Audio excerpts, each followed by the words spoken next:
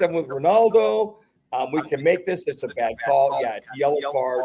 And then we'll suspend 1 game suspension to next year. As opposed to, why don't you just take it off the books? That's my whole thing. All they're doing now is going, okay, it's bad. But it's like, we're going to, like Ronaldo, we're going to suspend it for when they start up next year versus just suspend it completely. You know what I mean? Why not just drop it completely? I agree. I think it's great. I just, like I said yesterday, what? Playing? Yeah. And then I had to dig into the story and I had to see if it's real, was it fake, was it AI generated? And then I'm sitting there talking to a buddy who's not a fan at all. And he had nothing to say. Yeah, it was like, oh, that's kind of cool. Yeah. And I'm like, all right, good. See, I mean, it's not all that bad. When this hit yesterday morning, I'm out there with the quarterbacks. They see this hit in between a break. Like, oh, hallelujah. They reviewed it again, and they're going to have him to play. And then all the stuff come out. Oh, man. You're like, oh, dude, I'm going to be all over that. Well, it wasn't. And I thought the way they explained it was all he did was make a phone. Just can you review it? Can you take another look at it and at least agree that if you're going to suspend him, like Ronaldo did, why not just push his back a year? Because it's right there in black and white what they did with Ronaldo. So a lot of folks don't realize that. But I think it was. You're right. Why wouldn't the folks at the USA men's national team say, hey, look, you guys gave Ronaldo a break. Why can't you at least review this and take it? Now, they may have, and it may not be getting anywhere. So maybe the President Trump called the president. He might have motivated the Judiciary Committee. Hey, we've been trying to get a hold of the Judiciary Committee, and they won't budge. We know FIFA is bigger than everything.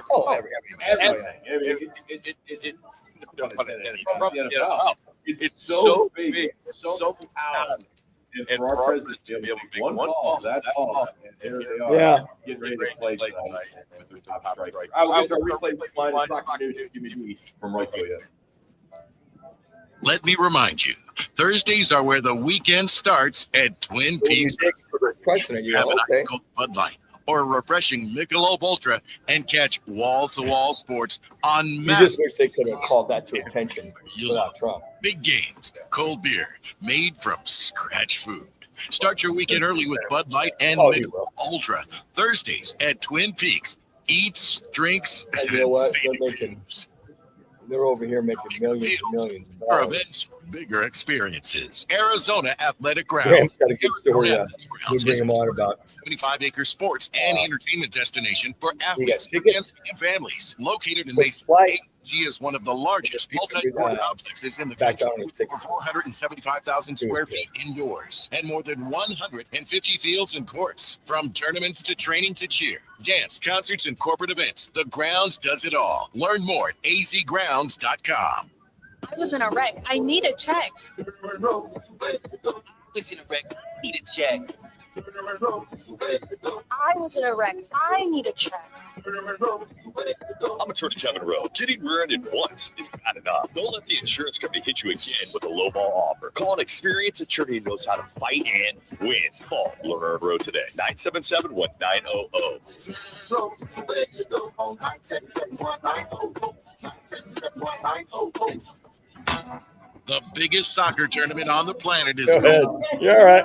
No better place We're to not get live. Pigs. Watch all the action on wall-to-wall TVs with ice-cold 29-degree draft beer, made from scratch food, and game day specials all tournament long.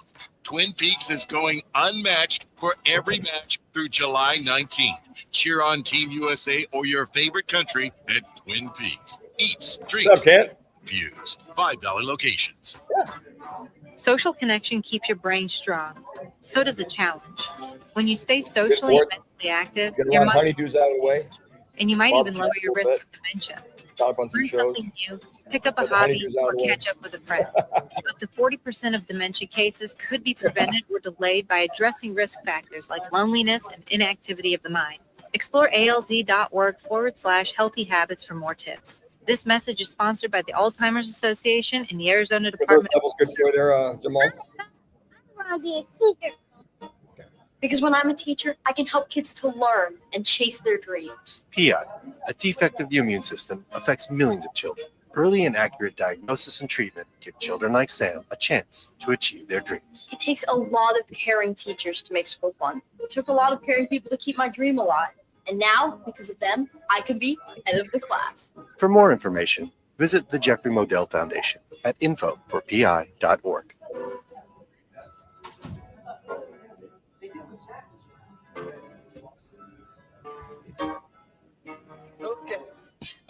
Now it's time for our replay rewind. The top sounds of the night and whatever Rock decides to add. Let's get to it in replay rewind with Roc and Manuch with Jimmy B on ESPN 620 and on FM at 98.7 HD-2.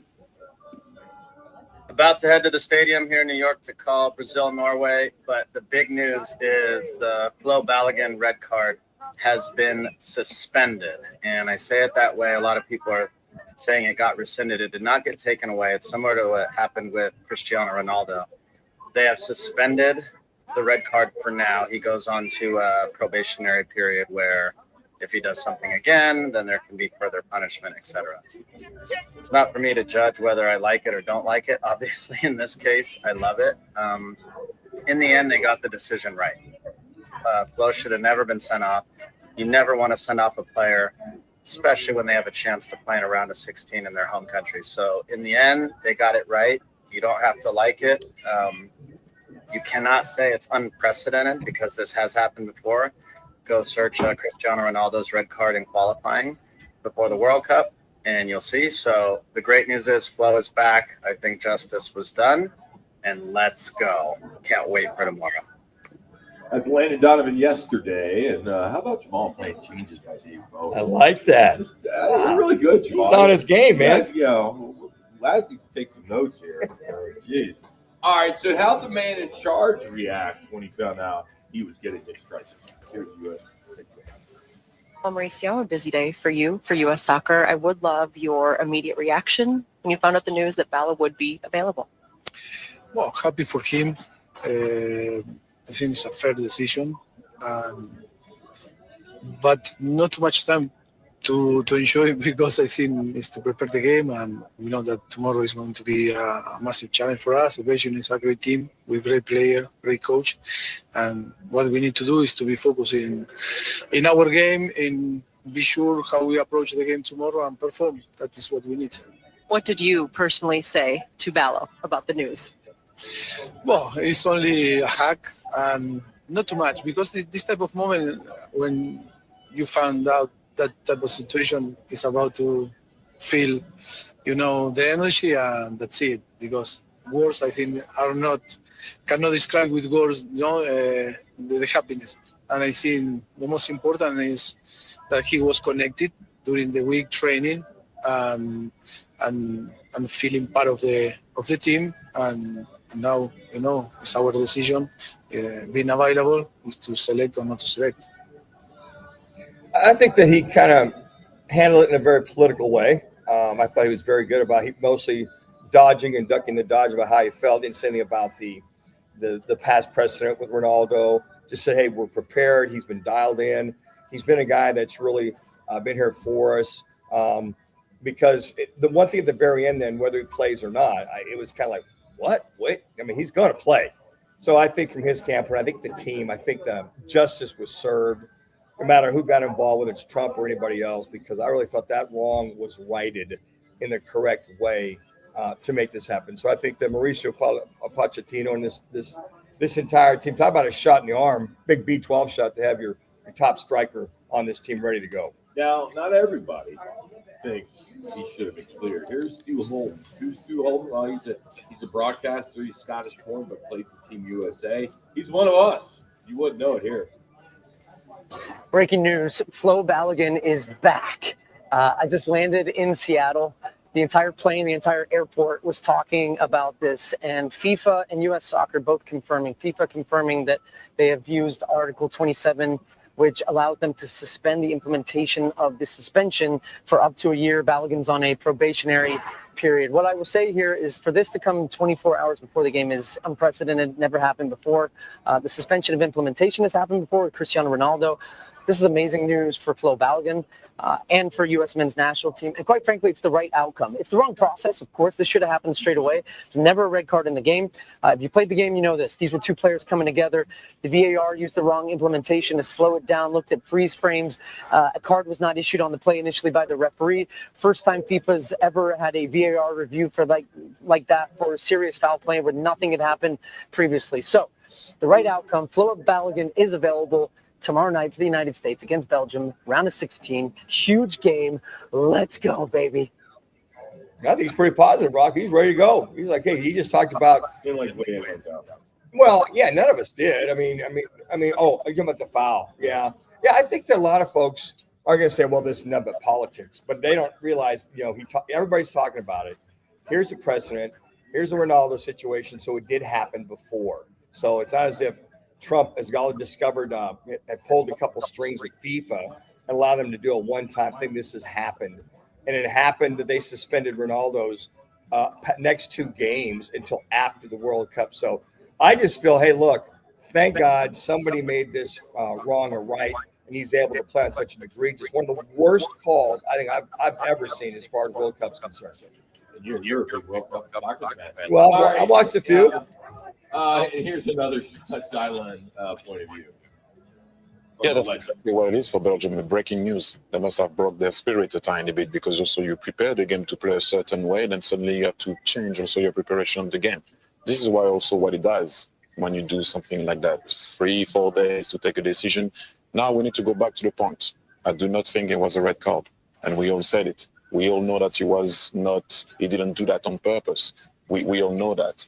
But I have to say that if you, Belgium, to prepare the game, it does change everything. So I would not say that it never happened before, because it must have happened in the history of the World Cup. I think I've heard that it happened maybe with Garrincha back in the days or something like that. Rules were different back then, though. Yes, rules. But I'm just saying, whatever the rule was or the rule is, I'm just saying, yes, I was kind of like, okay, it is the right call, but why so late? Why it didn't happen straight away? If the Article 27, is that it? So if Article 27 has been there for how long? It's relatively recent. Oh, how recent? I will get back to you on that. But it has been already enforced with Cristiano Ronaldo, of course. He got a red card in Portugal's qualifier in November. It was going to be a 3-match ban, and the second 2 of that ban was suspended under Article 27 in order for Cristiano Ronaldo. Therefore, he could play at the beginning of this World Cup.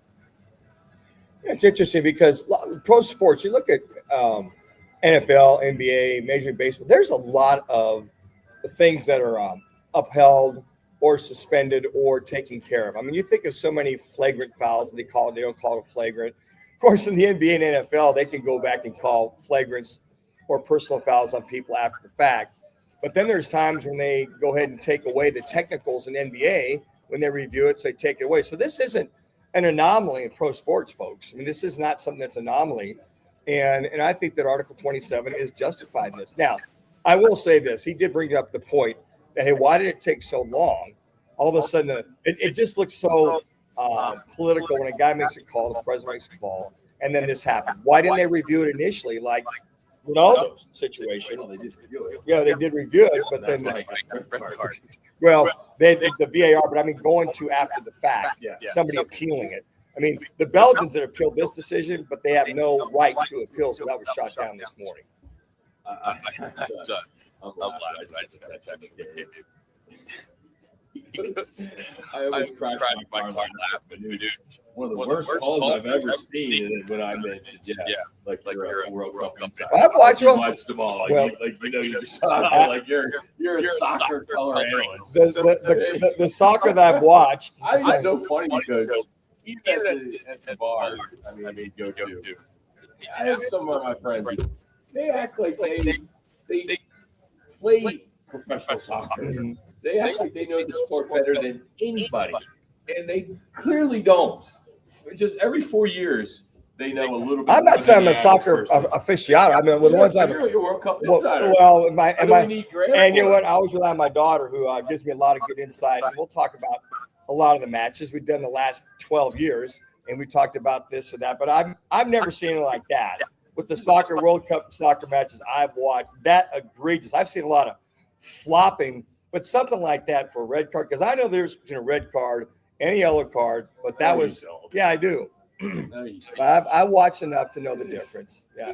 Even the announcers couldn't even tell us what the difference between a yellow and a red. I mean, the fact that he didn't even get the yellow on the field when it happened live, he had to go to the VAR before they even gave him the red card. That's right. It should have been, and it should have been a yellow card. It should never been a red card. So I got my sources that help me out a little bit out there. I don't know. McCabe, 10-2, baby. Just 10-2. Just wait, McCabe. There's more coming, big fella. All right. From the biggest upset of the tournament, 5-time champion Brazil. They were sent home by Norway. It was scoreless into the second half until this man took over. Holland putting Norway ahead 1-0. Sjælderup's been brilliant since it came on. Haaland, he wants another one. Extraordinary. Just phenomenal.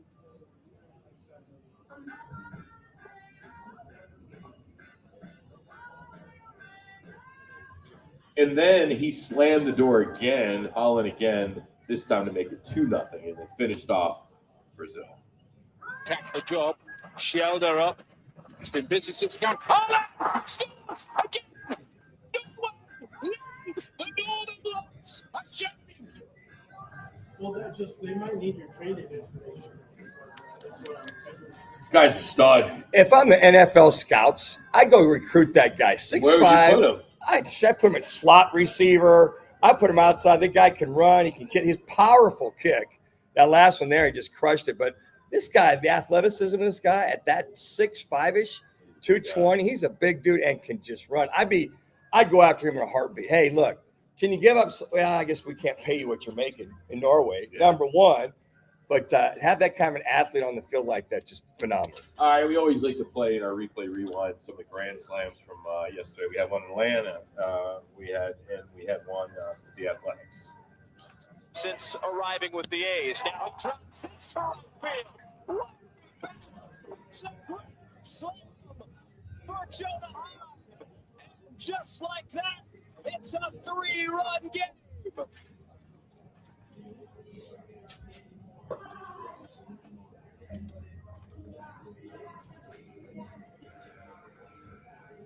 It's a brand new ball game, gentlemen. And then Drake Baldwin with a grand slam here for Atlanta.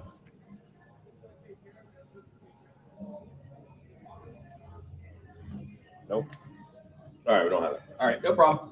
All right, today's replay rewind is brought to you by the offices of Lerner and Rowe. Interact, check, make one call like Donald Trump. Make one call, that's all. 602-977-1900. And always at lernerandrowe.com. So there you have it, little replay rewind, some sound from the World Cup. It's been outstanding. I think everybody would agree. I'm at the car wash yesterday, and I'm at the grocery store, and I'm like, people are just all into it. And, people are coming out of the woodwork. It's awesome. It's just awesome. And it's just going to be such a disappointment if they lose tonight. Such a disappointment. Oh, I hope not. I mean, they've been here before. I mean, Sure. 3 of the last 4 World Cups have been to this match. But they can't get by. Get out of the knockout round. Get out of the knockout So round. let's hope they do. All right, coming up, the biggest tournament, of course, is going on right now. And we know that Brazil got bounced. The U.S. men's team played tonight for a spot in the Final 8. ASU women's soccer coach Fred Winkworth will break it all down next from a coach's eye. But that's all after Jamal picks us up with an ESPN 620 Sports Center update. Now open in North Scottsdale. It's Orange World Lounge. ODs. Right off Thompson Peak and Bell. Next to Bash. Your favorite dive bar. I watched a lot of them. Drafts. I've talked to Nether about all that stuff, too. Prices and the OD Mug Club. I was there 3 years ago. That was all we were watching. Find anywhere else. No frills. Just great people, ice cold drinks, and a bar that feels like it's always been there. Follow at OD Scottsdale and get the scoop at OrangeDaleLounge.com. Orangedale Lounge. Dive in What'd and you say? join the Did I team. hear you? City Towing, Arizona's Yeah. largest towing company and leader in roadside service. We're hiring dispatchers, call takers, lot attendants, drivers, and customer service pros ready to grow with us. You'll enjoy state-of-the-art equipment, consistent schedules, full health benefits, a strong 401k match, All right, don't worry about that. life insurance, and a monthly fuel allowance. Take your career to the next No level. problem. That's Apply last today. just to kind of give you an update. And All City he Tow. dropped the ball. Your future is always moving forward. Rock for WhiteToyota.com. At White Toyota, they'd like you to get to know them. Their goal is to make buying your next vehicle the kind of experience that earns your recommendation to family and friends. They invite you to use all their innovative web tools on WhiteToyota.com. So if you're looking for a new or pre-owned Toyota, head to their interactive website at WhiteToyota.com. The right price, the right selection, all at WhiteToyota.com. When it comes to sushi, reputation matters, and Sushi Brokers Arcadia has built theirs on being the best sushi in Arizona. From traditional rolls to bold fusion creations, like our crowd favorite, Seafood Dynamite, and the must-try sushi pizza. We've got something for everyone. Our famous happy hour is every day from 3 to 6:30 with fresh favorites like the California roll, spicy tuna roll, and the serpent turf roll, topped with seared steak. Sushi Brokers Arcadia, 44th Street, Indian School. Don't be fooled by the people you meet on social media. It may start as an innocent conversation, but anyone who tries to sell you pills or powders is nothing more than a drug dealer. And if you think tiny amounts can't do much harm, think again. Fentanyl can end it all. Know the truth about fentanyl at learnmoreaz.org. Don't be fooled. Don't be faked out. Visit learnmoreaz.org. Sponsored by Substance Awareness Coalition Leaders of Arizona. I work for the Arizona Department of Public Safety Commercial Vehicle Enforcement Unit. Any idea why I stopped you today? Just last when you got him. Thank you for distracted driving. Arizona law prohibits the use of electronic devices unless they're hands-free. Truck drivers see everything except their blind spots. Cutting off a truck is like cutting off a freight train. It's dangerous, so stay focused on the road. Visit sharetheroadaz.com to learn how to drive truck smart. Sponsored by the Arizona Trucking Association Foundation and the Arizona Governor's Office of Highway Safety.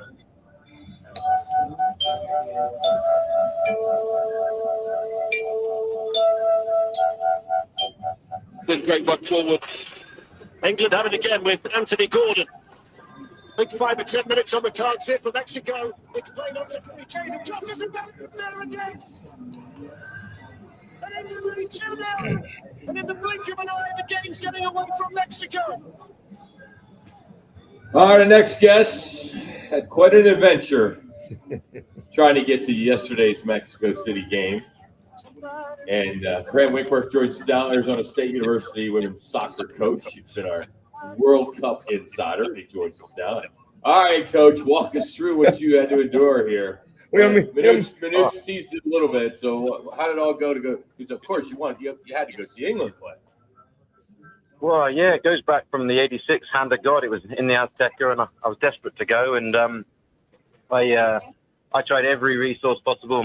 Even my former captain, she's the Mexican captain, and she nearly got me one. But then I bought one on the FIFA website, or so I thought. They took the money out of the bank account, and so I then buy a non-refundable flight from Tijuana, where I'm going to drive and fly from there and make a change and get there right in time for kickoff. But and then I get a refund in my bank statement, and I'm like, I don't want a refund. What's going on? And then basically I didn't get the ticket. It was just pending, and I did that 2 more times, and I was raging. I was not a happy buddy. Non-refundable, Coach. Ouch. What is this all about? Jeez, I mean, all you hear is just trouble with the ticketing system, especially the aftermarket, the secondary market. You didn't even want to try that, did you? You wanted to go right to Well, yeah, because I did actually. I met somebody outside the Dallas game who said he'd sell me one, but then he couldn't, but his friend could, and then his friend said, "Okay, well you've got to show up at the stadium and use my ID. I'll sign out of the app, and then you'll sign in using my ID." But the more research I did, the more I felt like it could have been a scam. So I didn't give him my money, but I was tempted. All right, so what's your thoughts, your takeaway with the President of the United States making a phone call to have FIFA review the Balogun. What's your thoughts on this? And they get it right. You being English. I mean, I know a lot of people are upset with the United States. We're now the villain. What's your take? Yeah, it's firstly, as I said the other day, it's not a red card, but you can't change the rules of a tournament once the tournament started. And the rules were, if they changed the rules before the first kick of the tournament, I understand. But do you really think if Bosnia won the game 2-0 and Edin Dzeko had got that red card for the same offence, do you really think he's going to play in the next game? I'd hate to speculate, but I would find it very surprising if the rule changed for Bosnia. And so, yeah, I think it's a disgrace. And on top of that, it has, but there was precedent. So with Ronaldo, with that situation, the rule, what they call Rule 27, for him, being for Portugal to get that suspended, he served a game, and then they suspended it. Just happened to suspend it for a year, so he could play in the World Cup.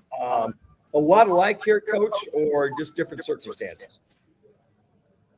Similarities, but again different because the tournament hadn't started. So his was like Rooney had one similar as well. But Rooney got a 3-game ban, and then they reduced it to 2 if he went out and coached some kids. He's like, well, of course I went and coached the kids. I wanted to play, but it just didn't sit with me right. And so it's kind of like, and I feel bad. I mean, I know you say that America's the villain, but it's not America's fault. It's not, if you're Pochettino, you're in a bit of a dilemma, or maybe you're not, but I would be.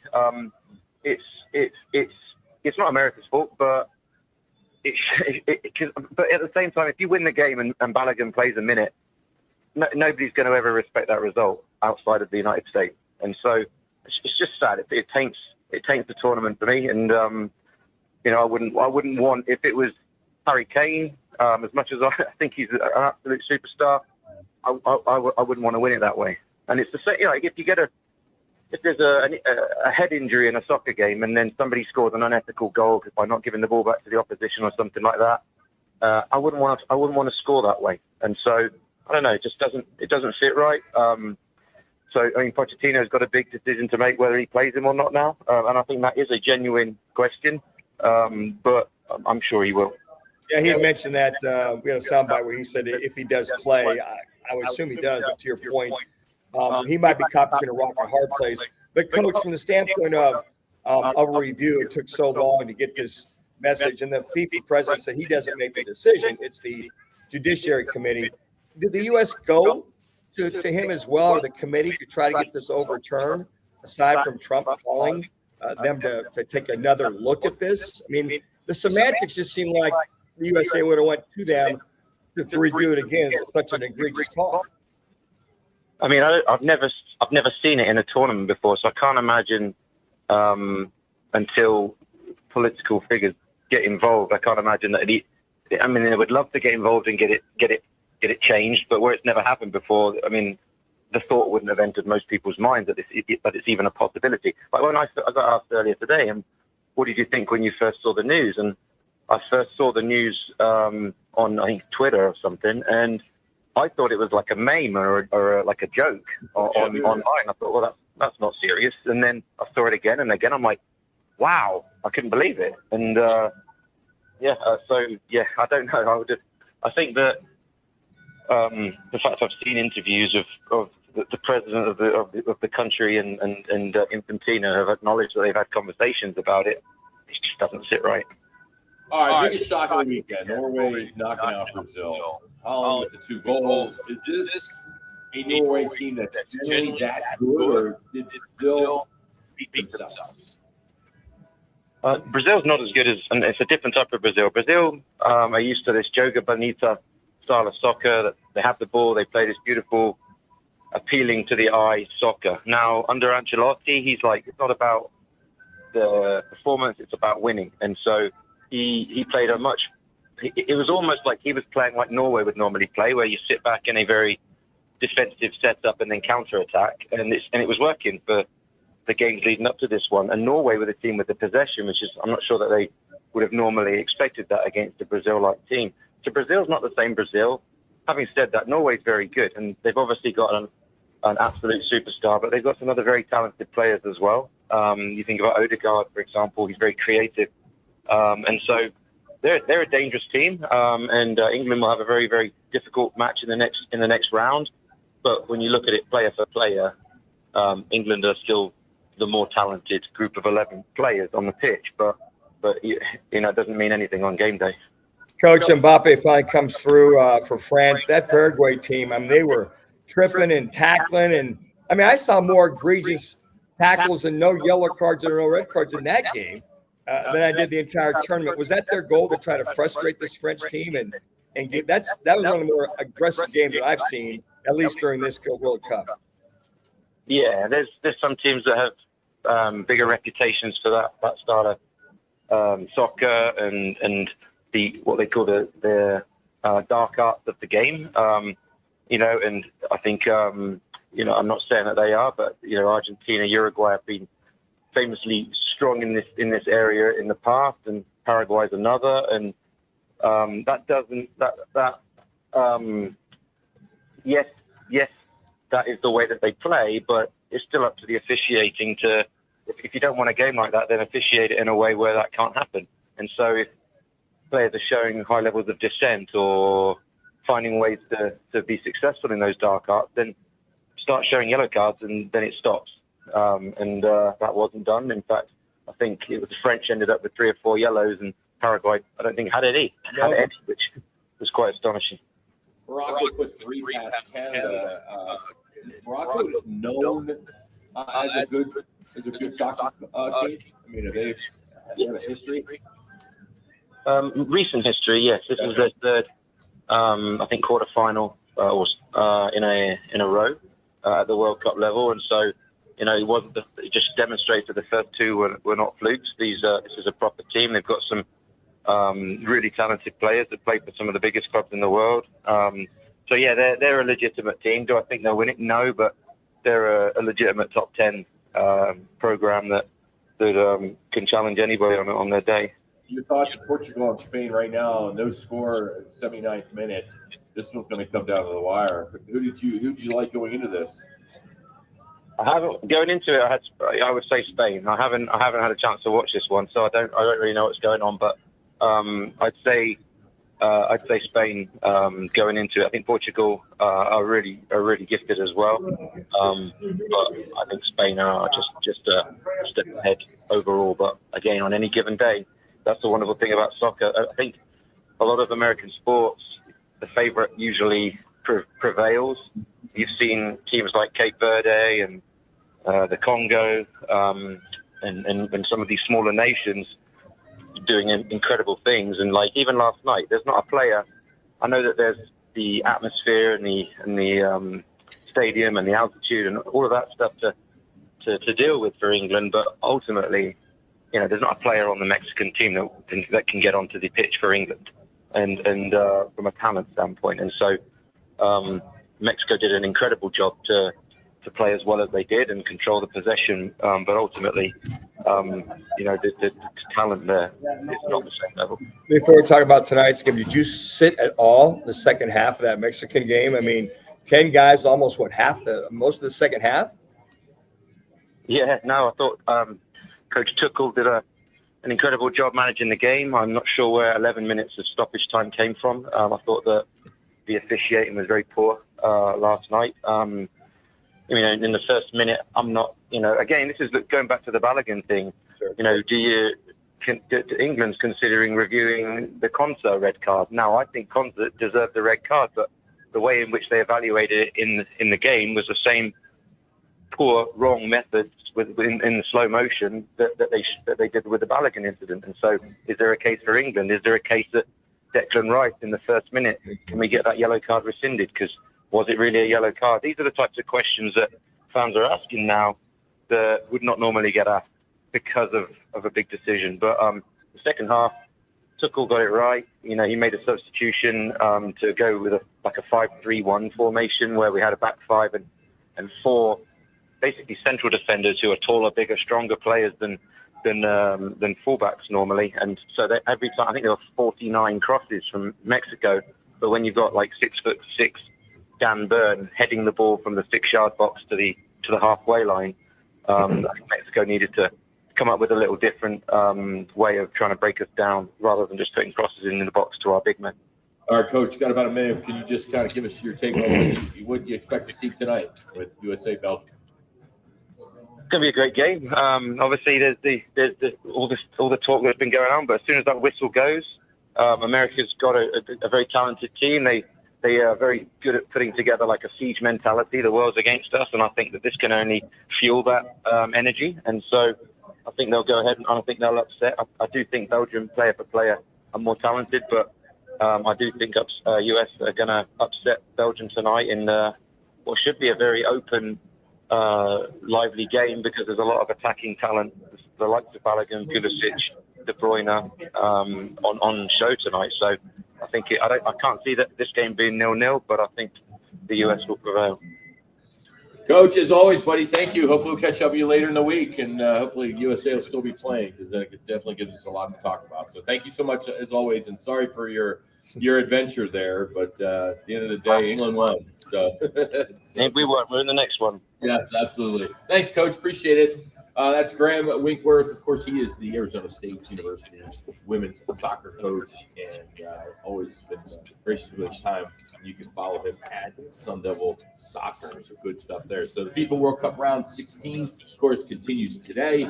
We have no score at the 83rd minute of Portugal and Spain. But tonight, 5 o'clock, United States taking on Belgium with a spot in the quarterfinals on the line. You can watch every World Cup match at Twin Peaks, where every seat feels like it's the best seat in the house. And, of course, they have an incredible happy hour. It starts at 3 o'clock and goes till 6.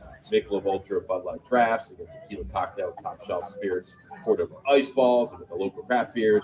And, of course, those famous Michelob Ultra and Bud Light 29-degree drafts. Twin Peaks, eats, drinks, and scenic views. All right, there's a Phoenix High School with a staff full of former NFL players, one of 128 ex-pros now coaching the Friday night game, that being high school football. Get into that next. Roc and Manuch today for Right Side. Let me remind you, Thursdays are where the weekend starts at Twin Peaks Restaurant. Grab an ice cold Bud Light or a refreshing Michelob Ultra and catch wall-to-wall sports on massive TVs everywhere you look. Big games, cold beer, made from scratch food. Start your weekend early with Bud Light and Michelob Ultra. Thursdays at Twin Peaks. Eats, drinks, and scenic views. Lace Up Tempe, the Frank Cush Youth Foundation's 33rd annual Runnin' for the Brats is back. Saturday, October 10th at Tempe Beach Park. Part of the Tempe Sister Cities Four Peaks Oktoberfest. Every step supports Lady Hawk softball, girls flag football, the Frank Cush Scholarship at ASU, and kids across our community. Sign up or volunteer at Oktoberfest.run. That's Oktoberfest.run. Give back, run, cheer. October 10th, Tempe Beach Park. Arizona's headquarters for Toyotas is Right Toyota. Hey, Rock, for my friends at Right Toyota in Scottsdale. You will always find the right deal at Right Toyota. Right Toyota has been driving Arizona's home for years with their amazing service, pricing, and great selection. I encourage you to discover the difference at Right Toyota. Make the right choice, Right Toyota, just off the 101 on Frank Lloyd Wright Boulevard, and always online at righttoyota.com. The right price, the right selection. Check out righttoyota.com. Happy hour is happening at Twin Peaks, Monday through Friday, 2 till 6 p.m. With reverse happy hour, Sunday through Thursday, 10 till close. Plus, grab 22-ounce Michelob Ultra drafts every Thursday and Saturday, 22-ounce Bud Light drafts every Sunday, and new on Thursdays, $5 Busch Light 16-ounce aluminums. 5 Valley Twin Peak locations, cold beer, scratch-made food, and wall-to-wall sports. Twin Peaks, tell them Roc and Manuch sent you.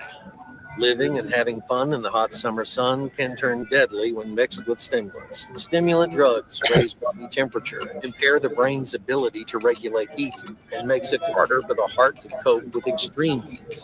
Studies show 1 in 5 heat-related deaths involve meth, a stimulant that overheats the body and puts users at higher risk. Be aware and stay safe. Meth and heat is a deadly mix. Visit thenewmeth.com.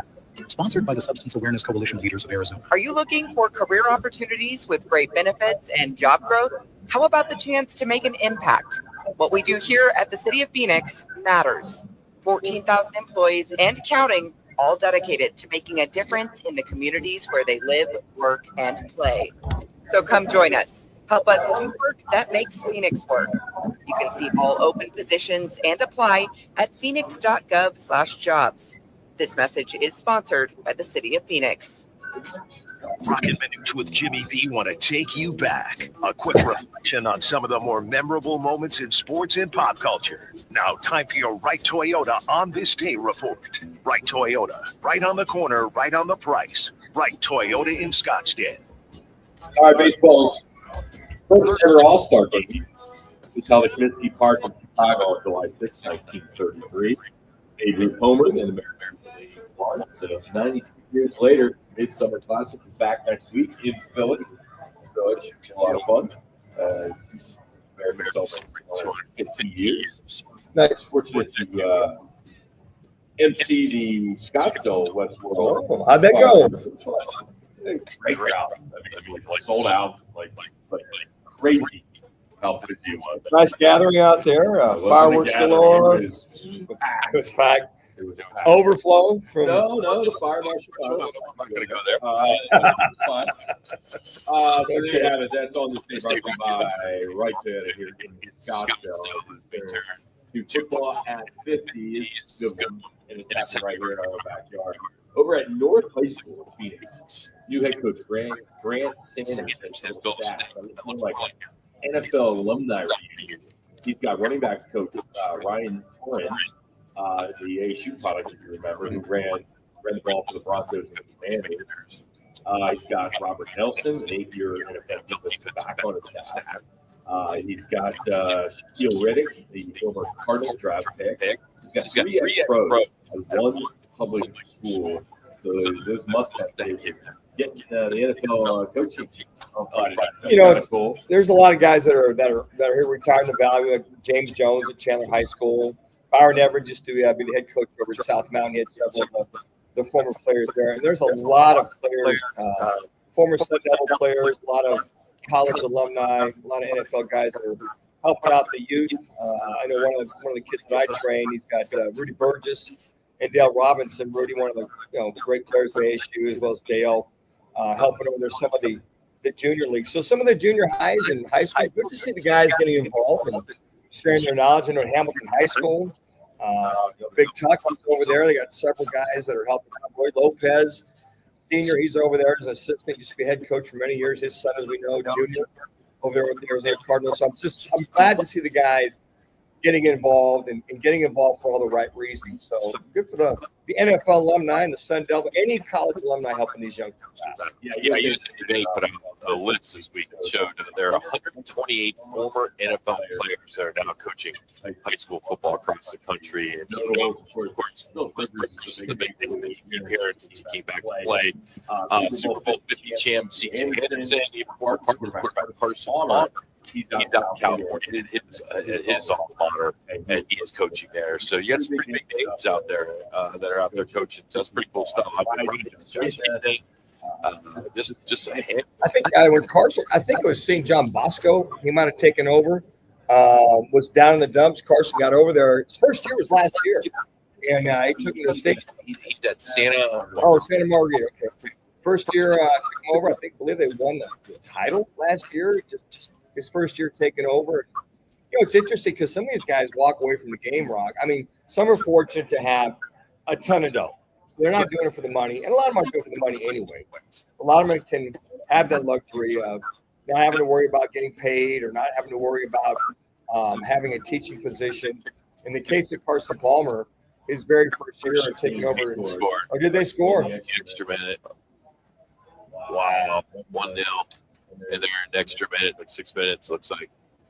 Wow. That's good to see. But long story short, a lot of these guys are, at this point, it's obviously, I'd love to see the big. Those are the favorites. That's why look at Belgium's rated 9th and 10th coming in this thing. That's why I think it would be so great for USA to technically upset them. A lot of folks are saying, but Spain wins up 1-0. Into the extra minutes. I don't quite understand where that 11 minutes came from last night. 11 minutes in that game. You get dehydration. Was that part of that?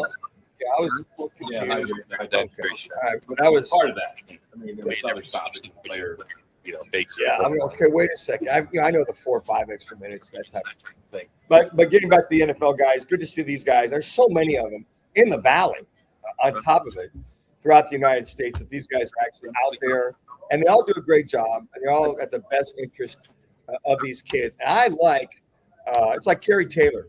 He's got his own little academy out there in Mesa that I was helping out with a little bit. He starts with the 5 and 6 year olds, and he works his way up. But a majority of it is for the little guys.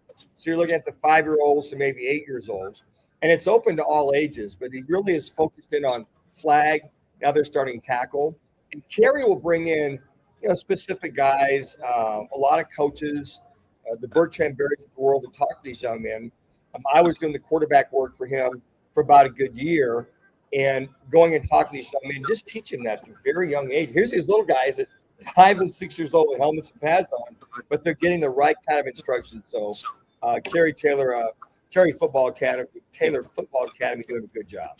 I believe that the NFL released their camp report date. The Cardinals their first, Veterans on July 22nd. Because, of course, they opened the preseason the whole big game on August 6th. We are a month away from football, as they will play Carolina in Kansas.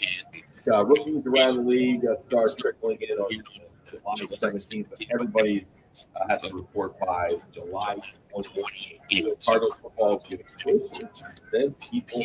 Kind of a godsend for them to play this Hall of Fame game with this new coaching staff. Got a lot of players. They know what they can do. There's a lot of players that they're going to have to take a look at it. Interesting to see if Jacoby Brissett Sports sometime here in the next, or signs a new contract or extension here these next couple of weeks prior to. I would only hope that they could get that done prior to, so they go into camp with everybody ready to go, everybody healthy. James Conner of the world's happy. Benson being happy running back. Being healthy at those running back positions. And I think as a new head coach, you just hope and pray that they're able to do that, have that extra couple of weeks, getting themselves ready for that opening game. That's why that extra preseason game was so vitally important for so many young guys to get some extra reps prior to the opening of the season. So they feel fairly comfortable going into the regular season. Hey, when it comes to game pizza, we're going to get some pizza for tonight's USA Belgium match. Valencia is easy. They have 7 locations across the valley. You can order online at Valencia.com. We'll be out at Gilbert location on Wednesday. Gilbert location on Wednesday. All right, hour number 2 is coming up, and we are going to get into what states prefer college football over the NFL. Yeah, pretty good debate, and we'll dive into that. And then Wildcat in trouble, in some big trouble. So we'll feed you that in the feed, and then we will catch up with Doug Eller and talk to Suns. As their roster is official now as of today, so we'll dive into that with him coming up at around 2:30. We're out here at Wright Toyota, Roc and Manuch with you today. So we'll come back with hour number 2 next. You're listening to Roc and Manuch, Jimmy V. You're on ESPN Radio 661.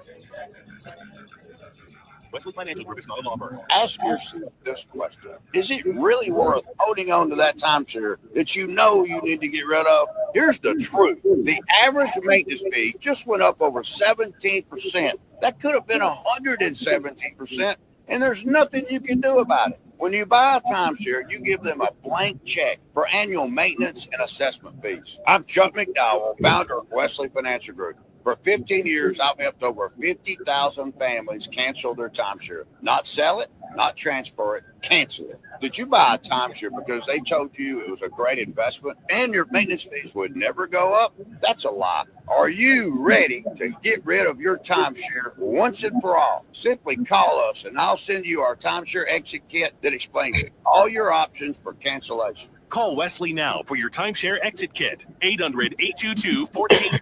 That's 800-822-1490. 800-822-1490. It's Gatos. I'm here with my great friend Jamie from Southwest Blinds and Shutters, and I hired you guys. We did a remodel, and out of the whole remodel, you guys were the easiest company we worked with. The communication was outstanding, and my wife is super happy, over the moon, doing cartwheels in the house. We really try to make it as seamless as possible. Start to finish, we don't only roll out the red carpet for our celebrity crew. I'm very famous. My new shutters and blinds look amazing. Visit us today at southwestblinds.com. That's southwestblinds.com. I'm John Morgan of Morgan & Morgan. After suffering an injury, you may face many hard questions. What will tomorrow bring? Which firm should I choose to represent me? That limits include the hydration plus what? I didn't. Two hydrations. Yeah. Mobile apps, 24/7 availability. We So make penalties, okay. it get your case started right from the Even company. the announcers were. All firms are not the same. The choice is easy. Morgan & Morgan. Most of that second half. And your visit for the They were people quite sure. for an office near you. Game on They always play. Time to eat big, drink cold, and watch every play. Make it Big's American Bar and Grill in the P83 district. Big's is serving up huge portions of your favorites. Burgers, wings, nachos, plus a full bar and TVs everywhere you look. And don't miss happy hour Monday through Thursday, 3 to 6:30 p.m. with $2 off well drinks and $2 off domestic drafts, plus daily specials all week long. Bring your friends, grab a seat on the patio, and settle in for the game. Big's American Bar and Grill, where Peoria comes to play, eat, and watch. Think you can handle a few drinks and still drive safely? Think again. Buzzed driving is drunk driving, and drunk driving can land you in serious trouble. In Arizona, there's zero tolerance for impaired driving. Even one drink can cost you thousands in fines and legal fees. Plus, take away your driver's license. So plan ahead. Use a designated driver or rideshare. Get the facts at drivesober.az.gov. This message is sponsored by the Governor's Office of Highway Safety. KTAR AM Phoenix, Arizona's home for the worldwide leader in sports, is ESPN 620.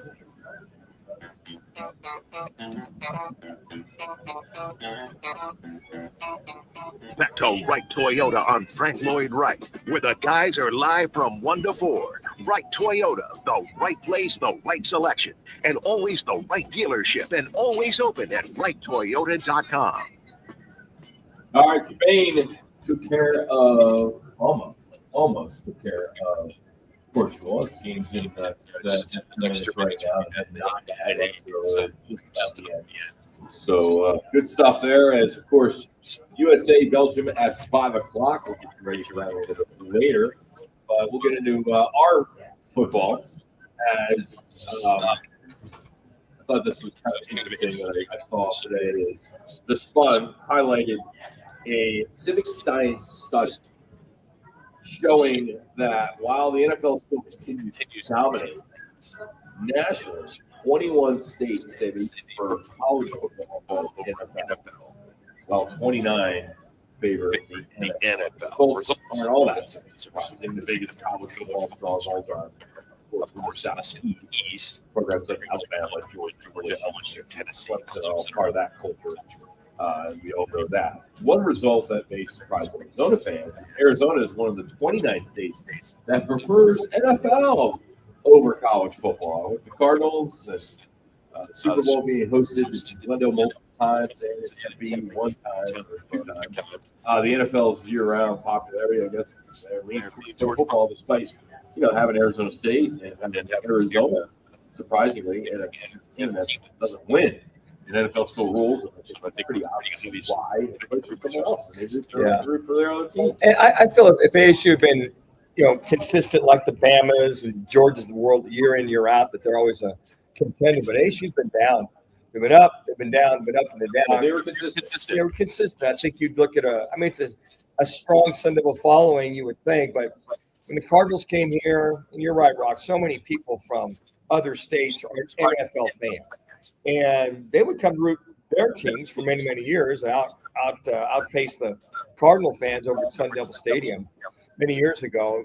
And so as the Cardinals got better and occasionally go to playoff, I think that fandom grew, especially when they got to the new stadium. We saw that more and more. But I really believe that if ASU could have just year in and year out been one of those teams, it's always in the top 20 on a consistent basis, that might have trumped the Cardinals coming into town. But lo and behold, you get a Super Bowl, you go to a Super Bowl, you win a playoff, you go to the playoffs with 4 or 5 years in a row.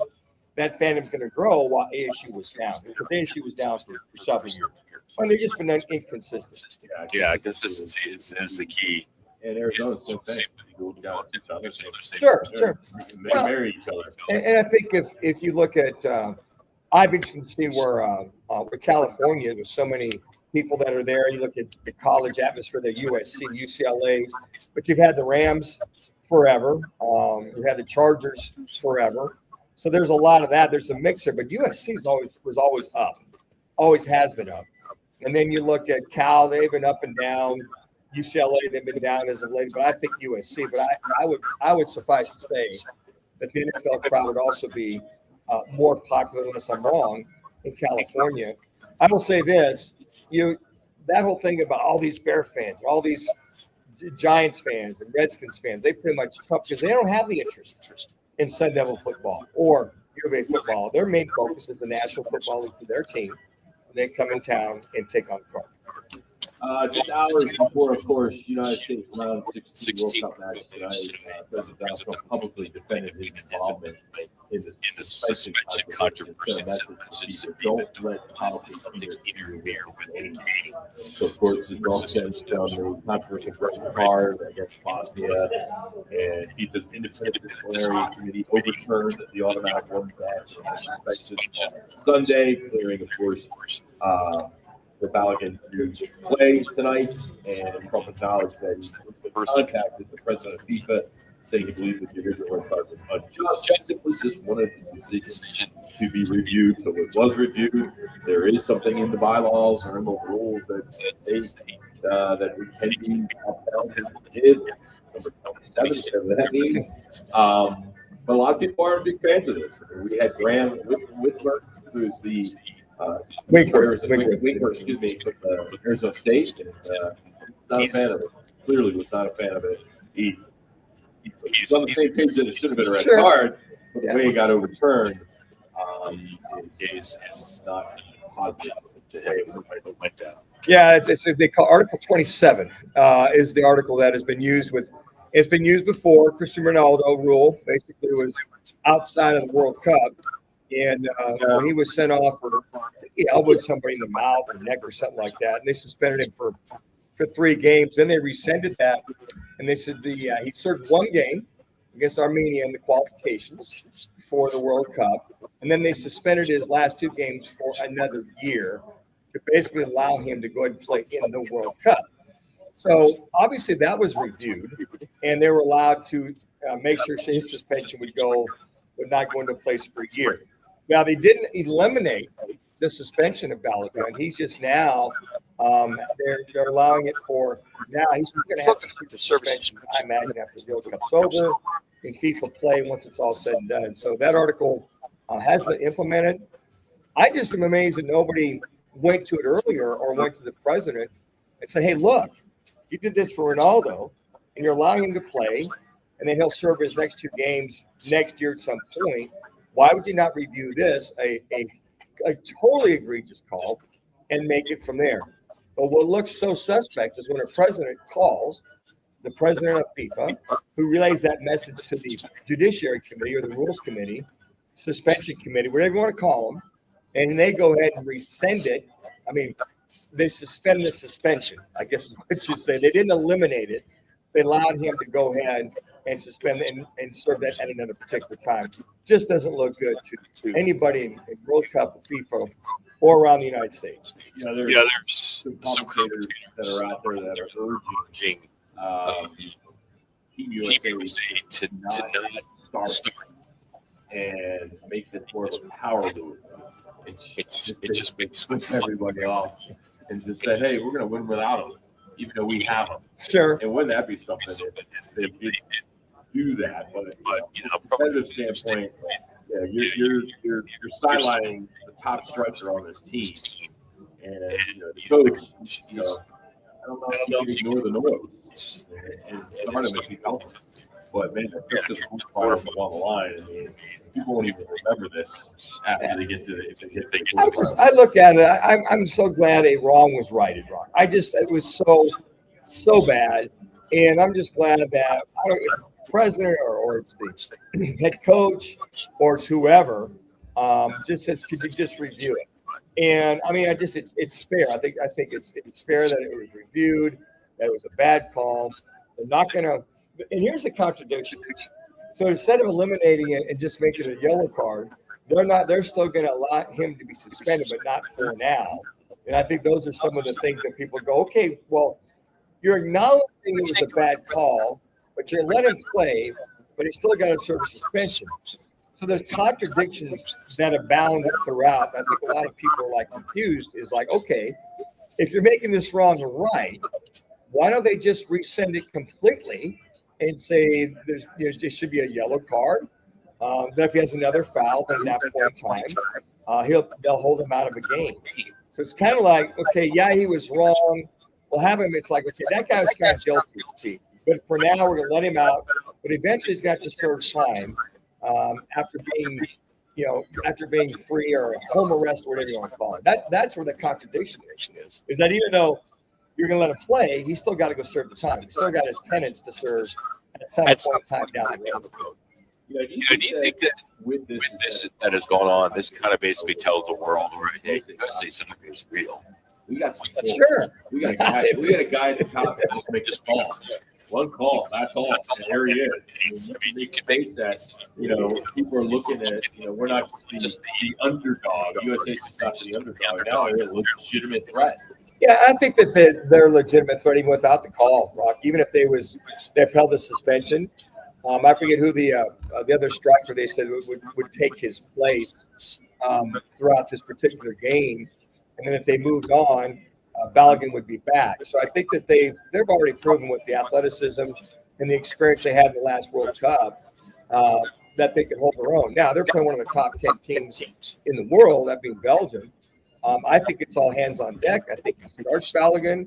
I think that, hey, look, this came from somewhere else. They didn't even politic for it, that being the American team. It was the president that just said, please review it. And so their hands are clean. They didn't go to it and threaten this or threaten that. So I think you start him, you play him, and you play your best. You have to play your best because it's Belgian team. So I think that's why I take a good look at this and go, I'm glad that a decision was made to allow him to play with this horrific call it was just a few days ago. All right, a former Arizona Wildcat is facing several fraud charges, and a familiar face from ESPN got arrested weekend. It's a police flag, and that's next from Right Toyota. It's Roc and Manuch today on ESPN Radio 620.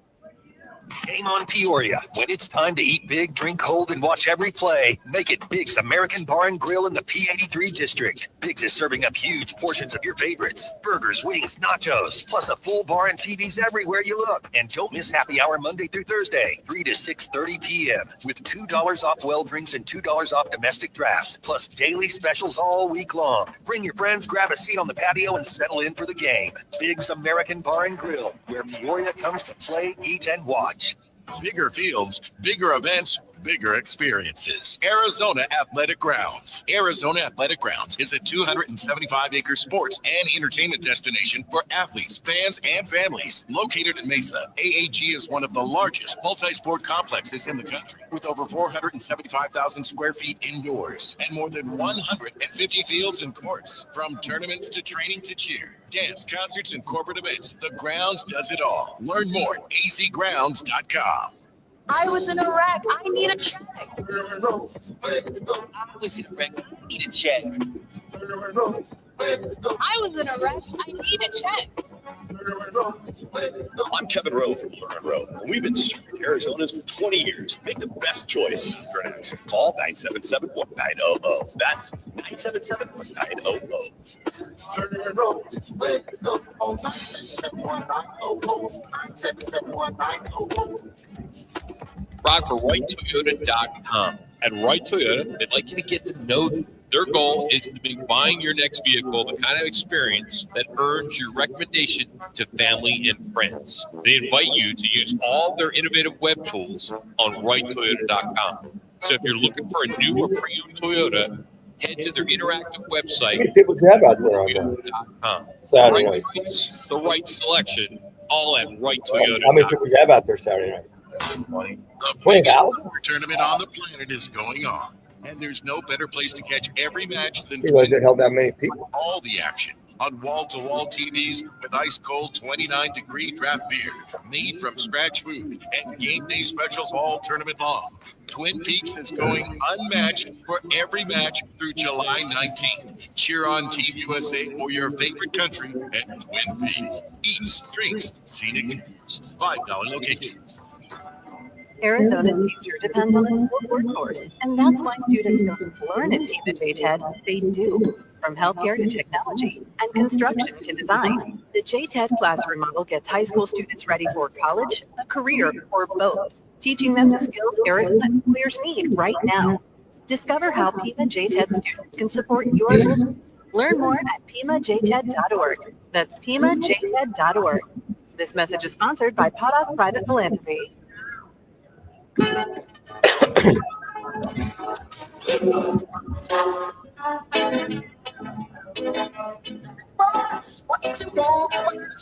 to open the blotter. The sports world's worst decisions all in one place. The arrests, the suspensions, the headlines that make you shake your head. Big names, bad calls. Here we go. All right, we start with the Valley Tie. Some news that's breaking as we speak. Former Arizona Wildcat guard Kerr Kristoff was arrested by the in a federal indictment was unsealed this morning. Now, prosecutors allege that Kerr ran a years-long online fraud scheme worth more than $2.2 million. Now, here's the local one. The alleged started back in 2022 while he was still playing at Arizona. Then he continued through his later stops at West Virginia, Kentucky, and Cincinnati. Now, according to the indictment, he allegedly told two victims his family was in danger, mother and a family farm that needed saving. He even alleged inventing a fake persona to pressure one of them into sending money. Now, the government has alleged that he's on the hook for at least $2.2 million, as I mentioned, being held in Kentucky, and then he's going over to West Virginia. Of course, there, and the fallout's already here. He's been pulled from a summer tournament roster to town to promote. Again, alleged, but it'll be all sorted out in the federal court. The creativity for a young guy to have that during school and to allow and to do something like that, Rock, I just amazes me, allegedly, the way he handled this. I mean, how to get the wherewithal to develop this. I'm sure there's got to be more people involved. He's got top, but I'm sure there'll be several others that'll be indicted here soon. But I mean, that's just for a young guy to have that creativity and just that kind of fraud. And do they think they're actually going to get away with that sooner or later? I mean, the Fed, you would think eventually catch up because somebody is going to say something if this is legit. All right, former Pro Bowl Defensive end, time ESPN personality Marcellus Wiley was arrested over the weekend in Florida after an alleged domestic dispute with his wife, Real Housewives of Beverly Hills cast member Anne Wiley. So, according to TMZ Sports, citing documents, she allegedly told officers she was afraid of him and wanted him out of her hotel room after he allegedly threatened her. Of course, Wiley flatly denies it. He told police no physical investigation and that he's never laid a hand on his wife and that he was there to take care of her. The kids. Officers say that they found probable cause. He was released last night on a $1,000 bond. No convictions as the information. So we'll see this also play out. You know, he was a dude there for a while on ESPN. He was big time commentator, and then I think they got let go with the Fox, I believe. Fox Radio. And I really enjoyed his commentary and bring that perspective. I really haven't heard much from Marcellus Wiley over the last few years, and he's kind of lost track. Of course, ESPN's let so many people go, and then Fox has cut back a lot of the sports talk shows per se. So very unfortunate to hear that allegedly that's a situation. Of course, the big wedding over the weekend, Taylor Swift and Travis Kelce, and there were a lot of sports folks that turned out. The who's who, Roger Goodell, Tom Brady, Eddie Reed, Cooper Baker Mayfield, Justin Thomas, Kareem Hunt, Chris Jones, Juju Smith-Schuster, even Aaron Andrews was there, and Carissa Thomas, George Kittle, and the guests reportedly had to sign Indy, and their phones were banned inside. Jason Sudeikis was there. A lot of those movie stars were there. It must have been quite the happening because they had the wedding, and then the reception. I saw some photos where there was like a theme reception. These guys and gals were dressed, just with costumes, if you will, from that. But to go ahead and I know that they actually cut a gift, to a donation.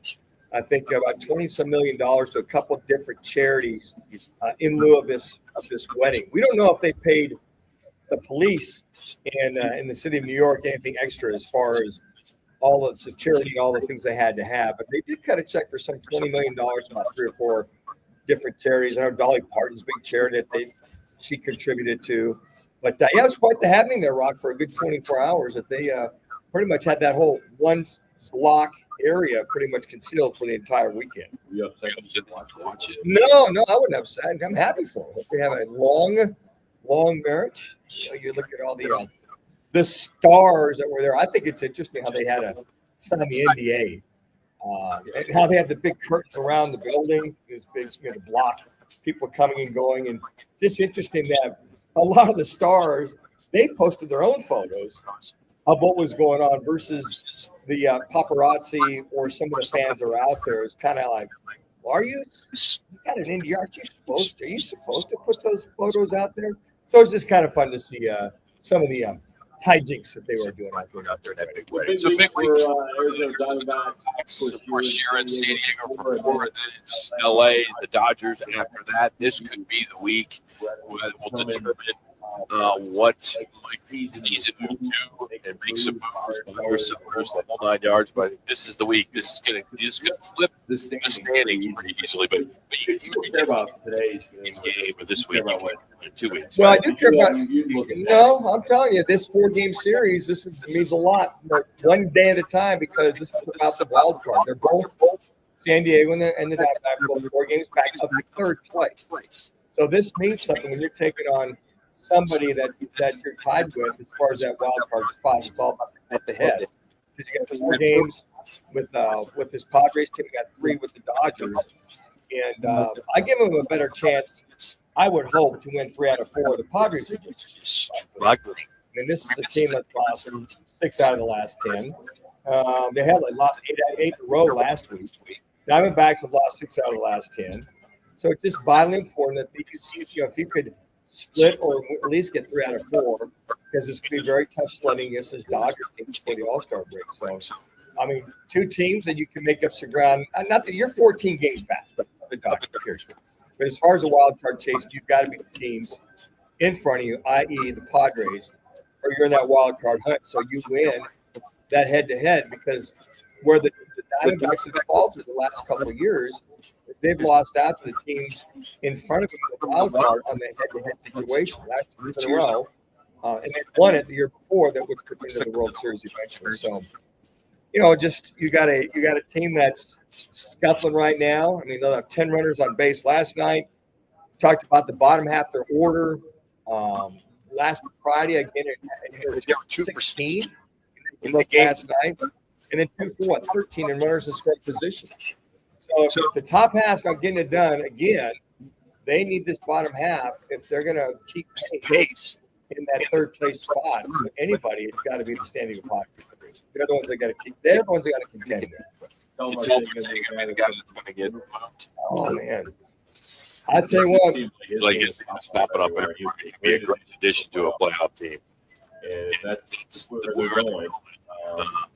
Maybe they get some pitching. They need some pitching. Well, 3.5 weeks from now, August 3rd, when that trade deadline hits, if they get some top prospects or some pitching. I mean, by 3.5 weeks, They could be, I don't know, 2 games out of third place. They could be 8 games out of third place for that wild card spot.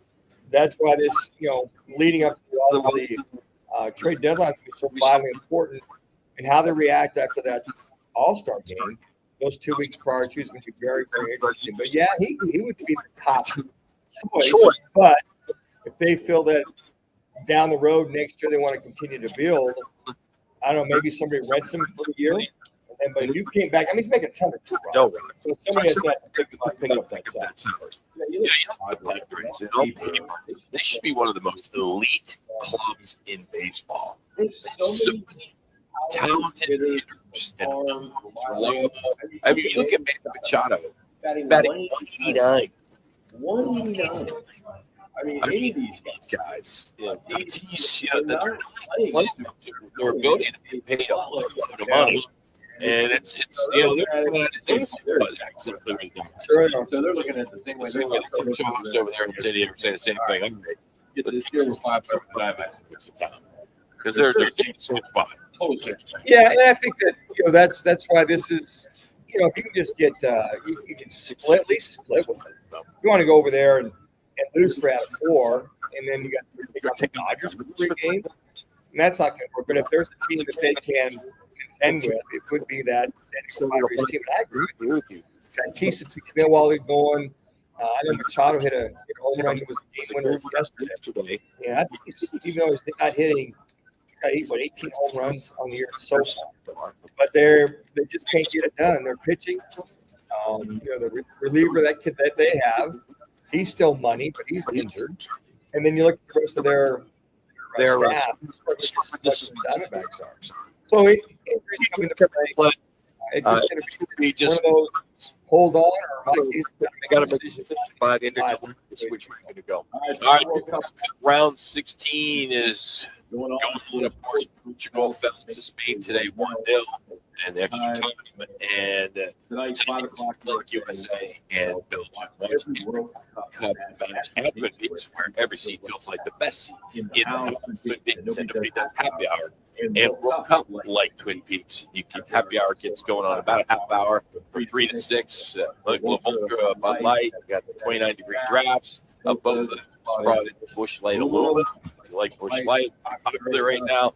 So check it out at any of the 5 Valley Twin Peaks lives. Twin Peaks eats, drinks, and scenic views. We're going to catch up with the Athletics Doug Howard. We're talking about the Suns, and as they get ready at some point. It tips off this Friday. So catch up with Doug next. It's Roc and Manuch, Jimmy B here on ESPN Radio 620.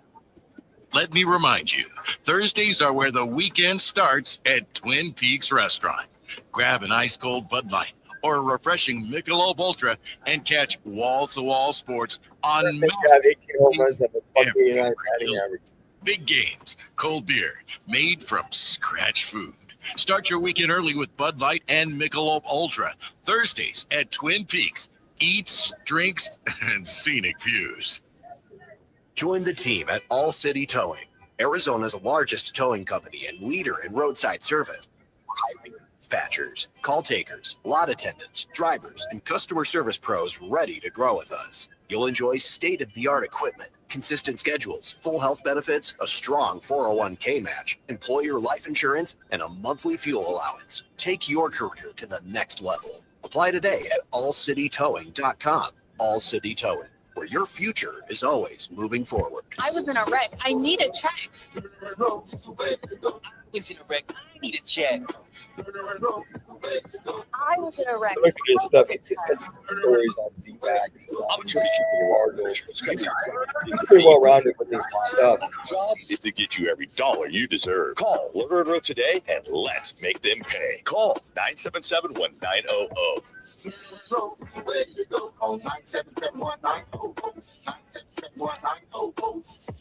Living in the Valley of the Sun means we're always battling the heat on the golf course, at work, or just getting through the day. To stay sharp, you need more than energy. You need hydration. You need Phoenix Hydration Energy. spelled Phoenix, like the city we love. Phoenix gives you clean, natural energy from green tea, plus 3 times the electrolytes of leading sports drinks. No crash, no junk, just pure performance. Grab Phoenix Hydration Energy today at 7-Eleven, Quick Trip, or Circle K. Phoenix Hydration Energy. Rise up. We get it. A meal shouldn't cost you nearly $20. And we agree. At Venezia's Pizzeria, lunch or dinner for under $10 is still a thing. And for an even sweeter deal, stop in and grab a Slice Rewards card. Get a stamp for every qualifying Slice special. 10 visits, 1 free qualifying special. Simple. And every Tuesday, we double your stamps. That's your free pizza twice as fast. Venezia's Pizzeria, a family tradition with great rewards. At the Y, strength means something different. It means people of all ages being together. It means you can be swishing the game-winning shot, learning to plie in first position, jabbing, crossing, and hooking a punching bag, canoeing in the lake at summer camp, donating food for your neighbors, watching your son learn about water safety in the pool. 175 years later, there's still no place like this place. Get involved at your Y. Learn more at ymca.org.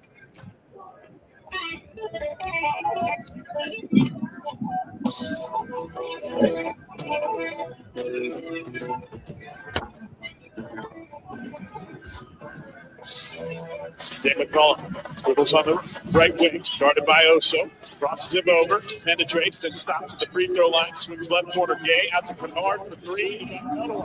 Luke Kennard doesn't need much time to shoot that 3. He's made 3 of 4 from downtown tonight, 9 points off the Hawks bench, and they're back within 1, 85-84. All right, time to talk a little Phoenix Suns. Well, they would tap in a little D-backs with Doug Haller from the Athletic. He's joined us now on the Right to the guest line. All right, Doug, let's start with the Suns. This feels like one of the biggest gambles of the offseason, I think. But when they went with but then after everything else they have done over the last week, are they actually better about it than they were through the season? Yeah, I think they are. If you look at their issues last year, some of the problems that held them back, they needed to upgrade at the power forward position. They needed a little bit of muscle, a little bit of size, physicality, someone who would attack the rim. I think Miles Bridges is an upgrade over Royce O'Neal, even though Royce O'Neal really faced the floor well.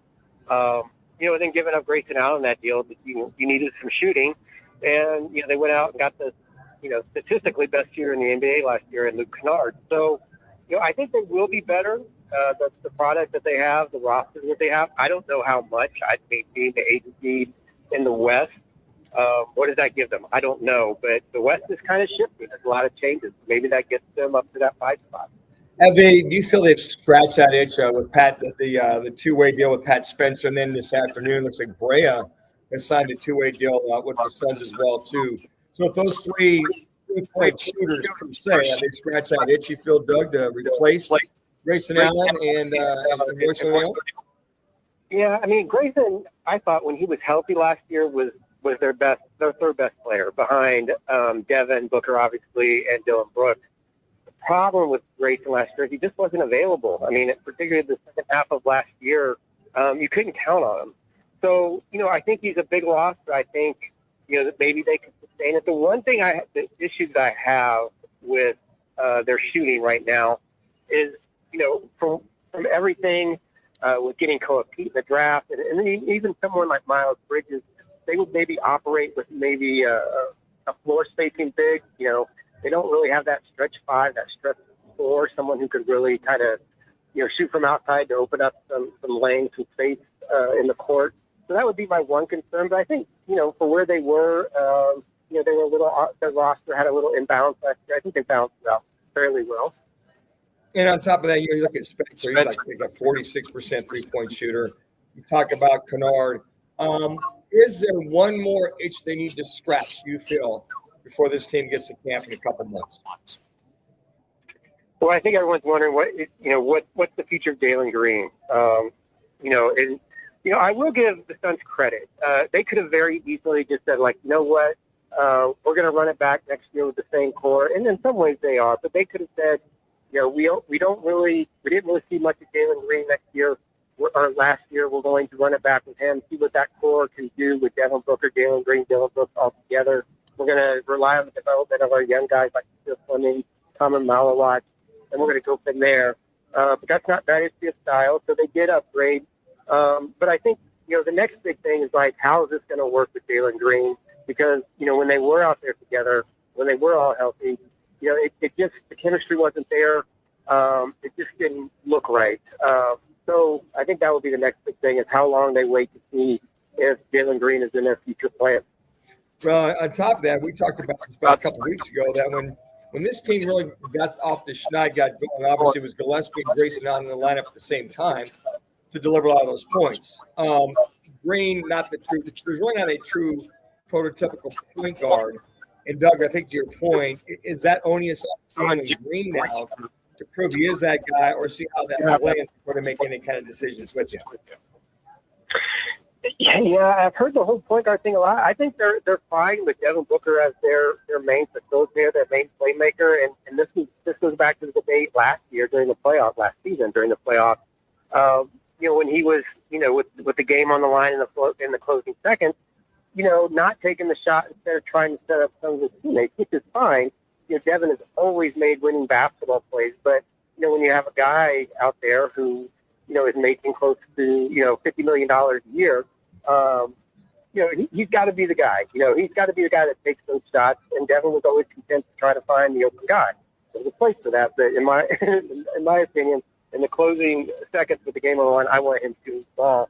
So I think it's just more of like, do Jalen and Devin, do their skills kind of complement each other? Jalen obviously is kind of a guy that needs the ball in his hands to kind of, probe with the dribble.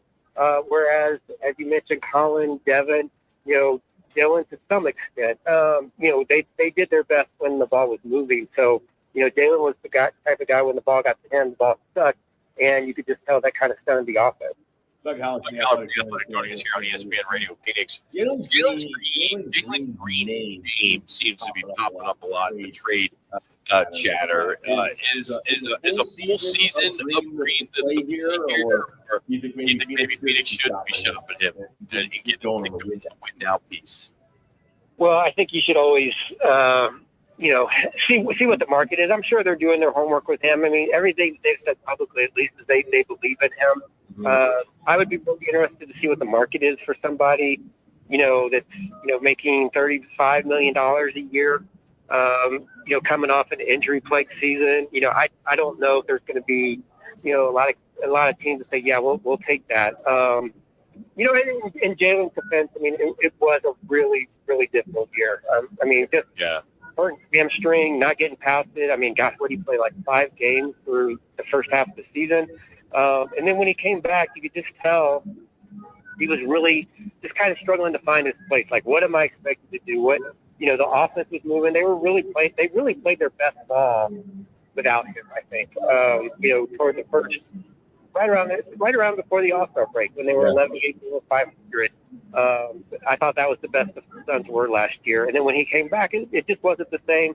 And I'm not putting all that on Jalen. Basketball is a game of chemistry, but and then once he came back, and then Devin got hurt, and then Dylan got hurt, and they just could never really get that magic back where the ball was moving offensively the way it had been. So, I just really want to see how he develops, where he finds his place in that offense, and especially, when everyone's expecting Devin Booker to do a little bit more than what he has, not only last year, but the last couple of years.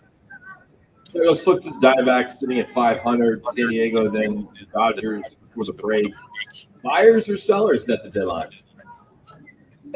That is a great question. And I mean, because you look at the standings, that tells you one thing. You watch them, your eyes tell you something totally different. I mean, if you look at the standings, they're right.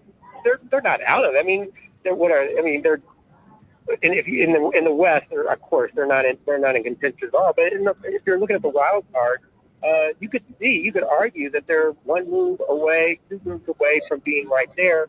Do the Marlins scare anybody? Do the Pirates are ahead of them? Do they scare anybody? No. But I do think you have to look at what the team looks like on a daily basis and the body language that they have. They just haven't been able to put a run outside of playing the Giants and to some extent the Rockies. They just haven't beaten anybody that makes you think they're capable of a run. So I really think Mike Mazza has a big decision to make. Do you go for it here? Do you make a move? Obviously, you don't sacrifice your future. But if there's a move to make, then make it because, like I said, those final wild card spots are really kind of up in the air in the National League. Well, Doug, right now they're 4 games back of the third spot. You got the Cubs, Phillies, and Cardinals right now. But to your point, at what point is you fall back? Is it 7? Is it 8? 9 that you pretty much have no chance of catching that third spot?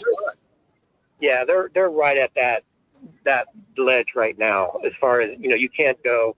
It's kind of make or break for them right now. If they fall any farther behind, I think you become sellers at the deadline. But if you could put together just a nice little run, then maybe you decide to see what you can do. But yeah, they can't fall much further behind than what they are right now. How do you put a run together when the bottom half of your order is just it's pathetic? When you look at this, they're 2 for 16 in yesterday's game. The bottom half is, I think, 158 or whatever. And the top half, i.e., Corbin Carroll, Perdomo, Ketel Marte, are producing. It's extremely difficult for this team to score runs. And on top of that, runners in scoring position, they were fairly decent the first couple of weeks, but even yesterday, 2 for 13. How do you cure that if you're going to make a run? Well, you'd have to make a move. I mean, to kind of fix that at the deadline. You just need first of all, you need your stars to play like stars. You need them all, and they've lost some flashes. Corbin's been a little bit more consistent than the others, and I know Ketel got on that massive hot streak, but you need them to play at a high level. You need Nolan Arenado to step it up a little bit. And then the bottom half of the lineup, you just hope they start to come around. And then, the pitching, of course.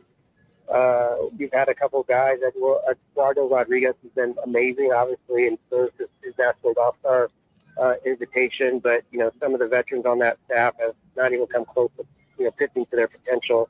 You definitely need them to start, pitching like they're capable of. Would that be, let's say, Zach Gallen, Merrill Kelly, who are really struggling? Be trade bait at the top. People say, "Hey, look, they're veterans. We can fix Zach Gallen. He's only making $8 million this year. He's got 22." Would they look at those two to make a trade if they're out of this thing? Well, I mean, again, it comes down to market. What can you get for them? I know both of those guys are to the point that they're going to keep battling and grinding and trying to find their way out of this. It hasn't been too encouraging, especially for Zach Allen. But, I just don't know what kind of moves they're going to make I just don't know what kind of market there's going to be for especially for someone like Zach, who kind of went through it last year as well. Merrill obviously was much better, but Zach, this is kind of a season and a half for him where he's really been struggling. Rock brought up earlier about Ketel Marte, the rotation struggling. You make a move with him, go get a top starter somewhere. Somebody, good point, could be. I mean, because you need some value if you're going to make that kind of move. Well, I mean, his name's been out there for quite a while now, so that would not surprise me. I mean, you would give up probably, the best second baseman in the National League, in my opinion, but, just standing pat's not going to do it. I mean, I think we all see that. I mean, just with the lineup and the rotation and everything as is right now, that's not going to do it. So if you don't think that, if moving Ketel kind of could bring you closer to that, then yeah, you consider it. And I think, obviously there's been a lot of smoke just around Ketel and his, fit in the clubhouse and how that works. So maybe that avenue will explore. What are you working on right now at the Athletic? What's your next piece? It's like Hall of Fame summer here in Phoenix with Larry Fitzgerald, Ari Stoudemire, Mike Tony, which is really cool. So I've been kind of going back and looking at the Amari Stoudemire years when he was drafted, coming out of high school, kind of going back there and talking to some people who were around him at that time. It's been really interesting. You forget just how amazing that was, Amari Stoudemire, making that jump from high school to the NBA. Not only like as a wing, but as a frontline player, front court player, and how physically gifted he was back then. And it just makes you wonder, if he was an all NBA player anyway, but if he didn't hurt his knee, what he would have turned into. And then with Larry Fitzgerald is, I said this before. I don't know if I said it on your radio show, but in my time here in Arizona, which is over 20 years, the most exciting moment that I've witnessed in the press box is when Larry Fitzgerald caught that pass in the Super Bowl and broke into the clear to give the Cardinals the lead in the Super Bowl. And everybody in that press box just had a moment of, oh my gosh, the Cardinals might win the Super Bowl. I mean, it hasn't happened since. I don't know if it'll ever have to give it that moment. It only lasted for a little over 2 minutes. It was an incredible moment just to be there with. And we used to get Phil Weber on, who was Mike D'Antoni's assistant. And we didn't realize it took a couple, 2-3 years for Amari to develop that midway, that midline jumper, and all the ability that he had. It took a good 2, 3, 4 years people to realize that he just happened overnight. Yeah, well, I mean, his rookie year, and then he just pretty much went and dunked on everybody. Yes. I mean, he was a force. He didn't need much room. He didn't need much space. But yeah, the jump shot, and I think we really start to see it was, in the playoffs against, Tim Duncan, and, he would stretch out to 15, 16, 17 feet. And once he started hitting that, he was a force. He was a force. Like I said, it's just too bad when he kind of went out on him when they did, because I think just with his talent, his athletic ability, I think he would have been even better than what he was.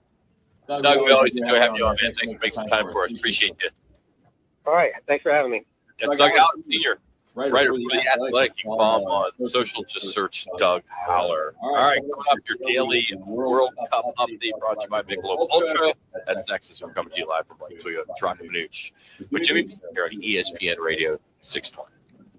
Now open in North Scottsdale. It's the Orangedale Lounge.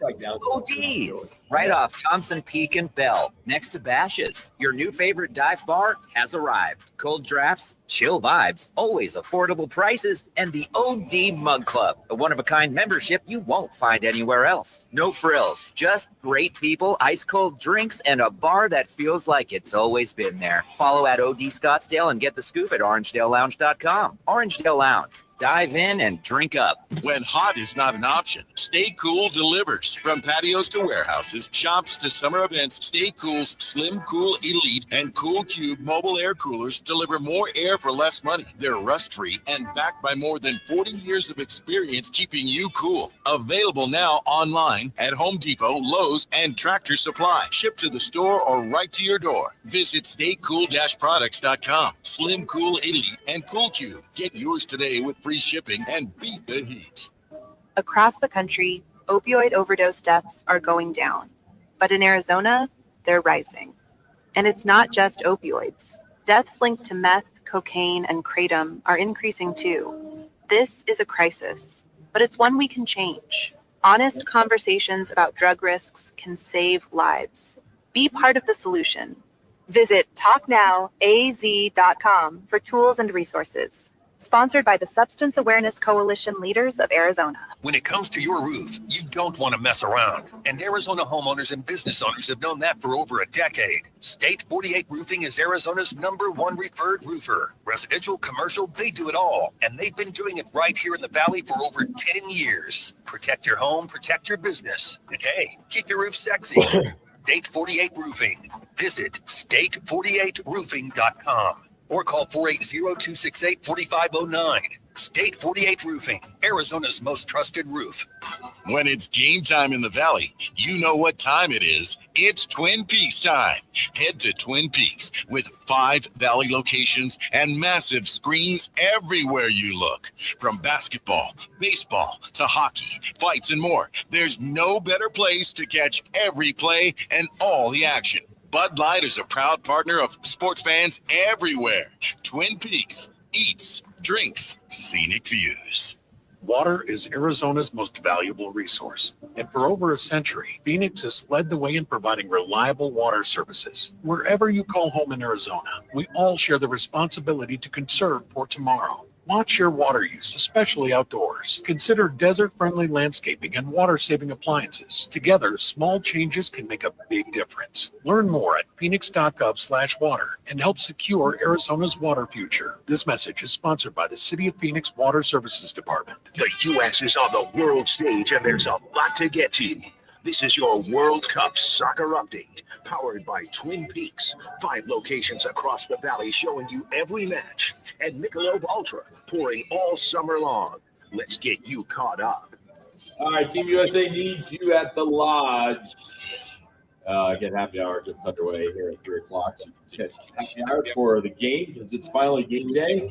They'll be playing in Seattle with a spot for the World Cup quarterfinal on the line. So kickoff is at 5 o'clock on Fox. The winner will advance to Spain. Just got by Portugal 1-0. That's become the first team into that. Excuse me, that's the quarter bracket. And of course, Balogun will play today.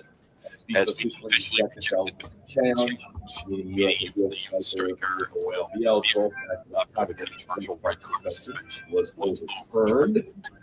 Belgium has indicated still intends to contest his eligibility after the match, if necessary. But as of the kickoff, he was check. So this is what this is USA's best chance for its first World Cup quarterfinal since 2002. That long ago. And the Americans looking for painful memory. Remember, they lost 2-1 in extra time to Belgium in the round of 16, 2014. That's when Tim Howard made the record 16 saves. There's a name out of the past. Yeah. So USA has some confidence. They scored 10 goals in 4 matches, which is good. And Belgium's a pretty good team. Many analysts believe this isn't the dominant golden generation team of a decade ago, which was Belgium, but still one of the better teams. So let's see what happens. So then tomorrow it's Argentina versus Egypt, Switzerland versus Colombia. And the quarterfinals begin Thursday with France versus Morocco, and then Spain versus USA, Belgium winner. So USA wins, they'll play on Friday. So good stuff there. Like the Friday match. You know, if you don't follow these players for USA, you listen to all these pundits getting ready for this game, aside from Balogun being eligible to play, and you kind of go, okay, they'll tell you about the Belgium team. You know, very experienced team, 9th ranked, this, and this. We're getting a little long in the tooth, and here comes the Americans, very athletic. Have experience from the last World Cup. I didn't realize so many guys had experience from the last World Cup. So they take a look at this, and they feel that I've listened to, whether it be on Fox or ESPN, that the USA has a pretty good chance to win, whether Balogun was eligible or not. I thought that was interesting because of the athleticism and the way they attack. But the biggest thing they said is where the USA has struggled has been up front, like the first 10, 12 minutes of getting into the flow. And they mentioned the first couple of games, this USA team, they got on track late, whether it be in the first half or second half. So you just kind of hear all these guys talk about the Belgian team, the USA team. Gives you pretty good hope that this team's got a pretty good chance to win this game. And obviously the hometown crowd, they're in Seattle. So glad it's Seattle. Seattle's such a great soccer job. Yeah, you've been there for a soccer match, have you not? No, yeah. My daughter and my son both have been there for a couple of soccer matches. They said it is off the charts. I guess they got a facility there. They've been to Portland, been to Seattle, and just the fanfare is just off the charts. I've never been to a professional. Oh, really? The only one I saw was I was in Europe, but I saw Real Madrid play Naples. Yes, you did. With the time difference, that was getting built. I don't know what it was. It's really weird. There's international games. They didn't serve any alcohol. There was no booze. There's no food. Yeah. Because the how rate the place gets. And I called. Yes, you did. Because there's a night game there. So I don't know what time it was. I eat over. Yeah, and I remember I'm on my phone. There's nobody in the conference. Just and I don't. Language. I can't speak Italian. I get guilty with stuff. I don't even know what it was, but I get also get hit. Signore, why are you on the phone? Yeah. Why are you? Maybe that was it. It's World Cup. But I had 4 tickets, all right, and brother-in-law and friends, and unfortunately, the way the tickets came, it was 3 and 1. So those 3 got to sit together. I had to sit by myself, and it was in the end zone. Where it was really where the rally was. And I had never been that scared. Really? Oh, it was like because you couldn't talk to people next to you. You know, I was in the national section, so that was sick. But it was like, all right, I had the Sure. You were decked out, right? Man. By the way, the World Cup stadium food is always a matter. Miami's got fancy tots, $75. It's like 3 hours of caviar. Kansas City, there's like lobster rolls. You got beer topping about $20 everywhere. The only exception, and what a great owner, is Atlanta Falcons owner. He held the line. $3 pizzas, $2 hot dogs, $5 cheeseburgers. Good for him. Well, you look at the price of tickets. You mentioned this, and Graham Winkworth, the head coach of Asian Women's Soccer. The tickets are just astronomical. Give the fans a break. They're paying out the wazoo for these tickets. They got some concessions they can actually eat. I will say this: you talk about like lobster rolls in Kansas City. First time we ever went to a Seattle Mariners game several years ago, did I ever see that clam chowder of fish was served? Obviously, Ivers is big there. So it's the fish and clam chowder. Never seen that at any baseball, football venue whatsoever. And I'm like, I'm all over that boy, because I like the clam chowder. I like the fish. So it was good stuff. There's no better place to catch every match than Twin Peaks. Of course, wall-to-wall TVs made from scratch. They got the ice cold beer served at 29 degrees. You can grab a bucket. They got the $5 22-ounce ultra drafts going on. So every goal, every match, every celebration, all goes down to the Twin Peaks. Your nearest Valley location. There are 5 of them. Just search Twin Peaks. Twin Peaks. Best sports bar. To make a little trip. And so good stuff there. Coming up in hour number 3, Frank Sanders. We'll touch base with him. Talk some NFL football with him. We'll go to the Diamondbacks as well. But no other president has ever had this kind of influence in international sport. Donald Trump says he did what was all he did was ask FIFA for review. Was it leadership or political interference? We're going to get into that story next. It's one that some people are torn. Even folks in the industry are torn. As we had a coach on earlier in the first hour that did not like the call, so to speak. When I say the call, the president stepping in, didn't like the red card call. But do you think Trump just brought out a card? Like brought out like an Uno card? He trumped the red cards, what he basically did. That's correct. All right, that's all coming up next. We're out here at Right Toyota. Right Toyota, right on the corner, right on the price. Right Toyota in Scottsdale. So we got that all coming up. Roc and Manuch with Jimmy B on ESPN Radio 620, 98.7 HD-2 on the FM dial. We're on YouTube and always on Arizona Sports app.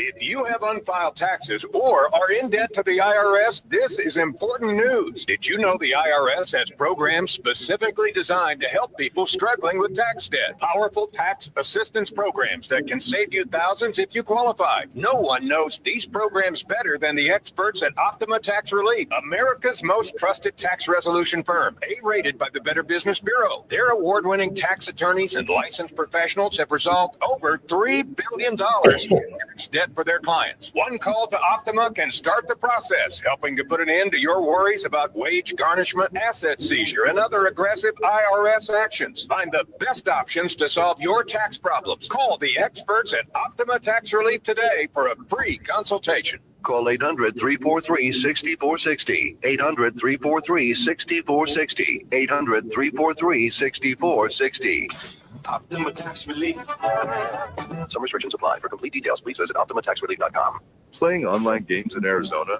Verify you're using site easy.gov /check your bet. To take your deposits and play, but prevent you from winning or withdrawing money. If you suspect Yeah, illegal John, activity in Arizona, he was on vacation. gaming.az.gov. Together, we can keep gaming safe and fair. For 24/7 problem gambling support, text Next Step to 53342, sponsored by the Arizona Department of Gaming.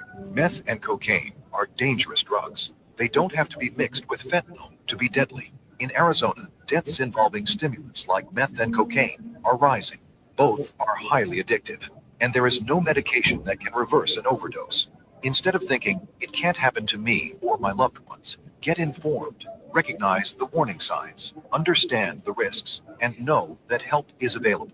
Learn more at thenewmeth.com, sponsored by the Substance Awareness Coalition, Leaders of Arizona.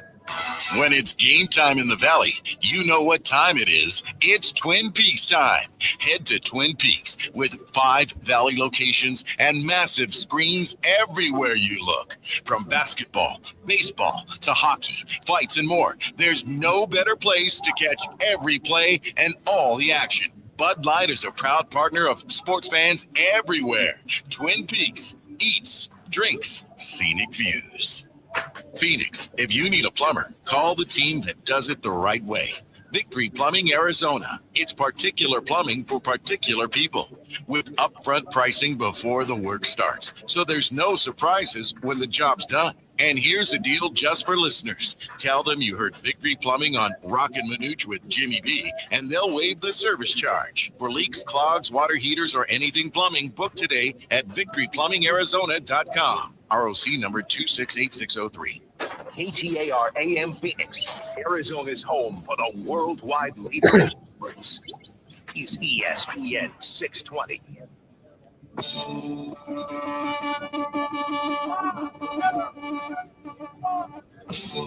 Back to Wright Toyota on Frank Lloyd Wright, where the guys are live from 1 to 4. Wright Toyota, the right place, the right selection, and always the right dealership, and always open at wrighttoyota.com.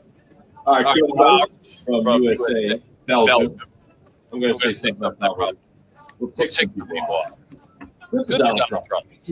Just the United States is the biggest sporting event on the planet.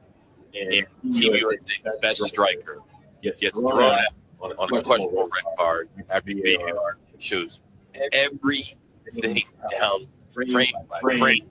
And everyone shrugs and says, too bad, that's soccer. Nothing you can do except the President of the United States. Hold on. And he calls the President and says, review this. Not fix it, not rate, just review it. Exactly what Trump said today. All I did was, so I asked for a review because I didn't think it was a fact. Then he said something I completely agree with. He said, you take one of the best players off the field over a questionable call, you stain the tournament. He's right.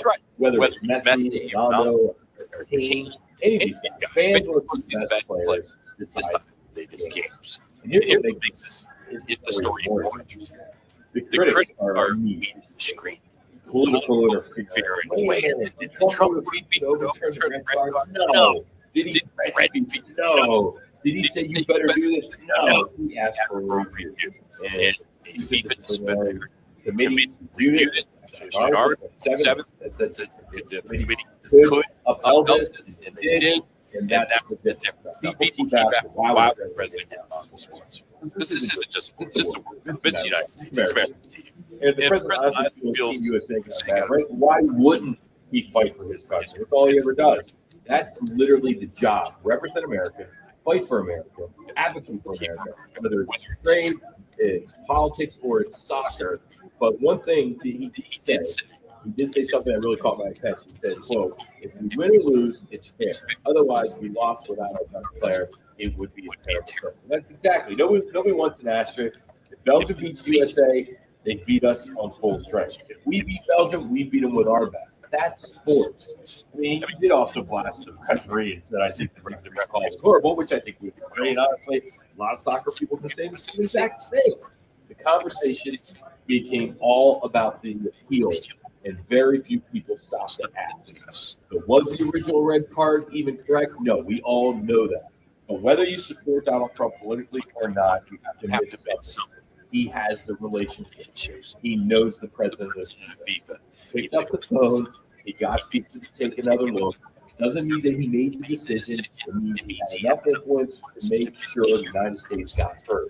That's called access. That's called leadership. And frankly, if another country had this kind of relationship, they'd use it too. I know Belgium is furious. Europe is furious.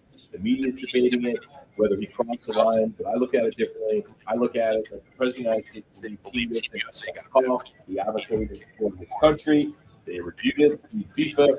The committee changed the suspension. Now let's get it right on the field. The United States beats Belgium tonight. Nobody will remember the controversy. They'll remember that America advanced, and that's exactly how they should. I think a lot of folks, what they're thinking, Rock, is the insinuation for him making the call. It might be a strong arm or a hint. Hey, look, guys, you're on our soil. We want to see the best of the best play. All I'm not doing is asking to review it, but the insinuation's already in. That's where the politics or this looks bad for a lot of folks in the States. And to that point of the, hey, look, just his call might have put pressure on the president, who then turned it over to the Judiciary Committee who reviewed it. I didn't see this outcry when Ronaldo was given the suspension. His suspension was given a year. Same thing. They call it the Ronaldo rule, Article 27, which you allude to.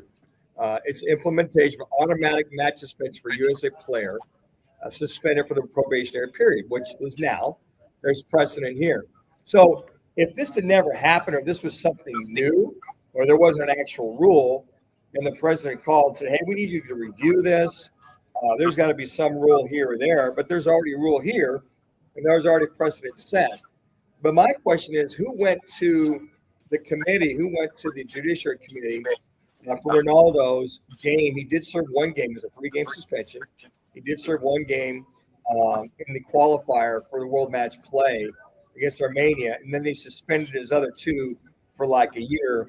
So he was going to be here to play in America. You cannot tell me that the committee at that point said, well, you know what, we really would like to have Ronaldo there for that. So I think it goes both ways. The president calls, he just says review it, and then who knows, maybe somebody said, well, hey, look, Ronaldo got his reviewed, and he got his suspended for a year.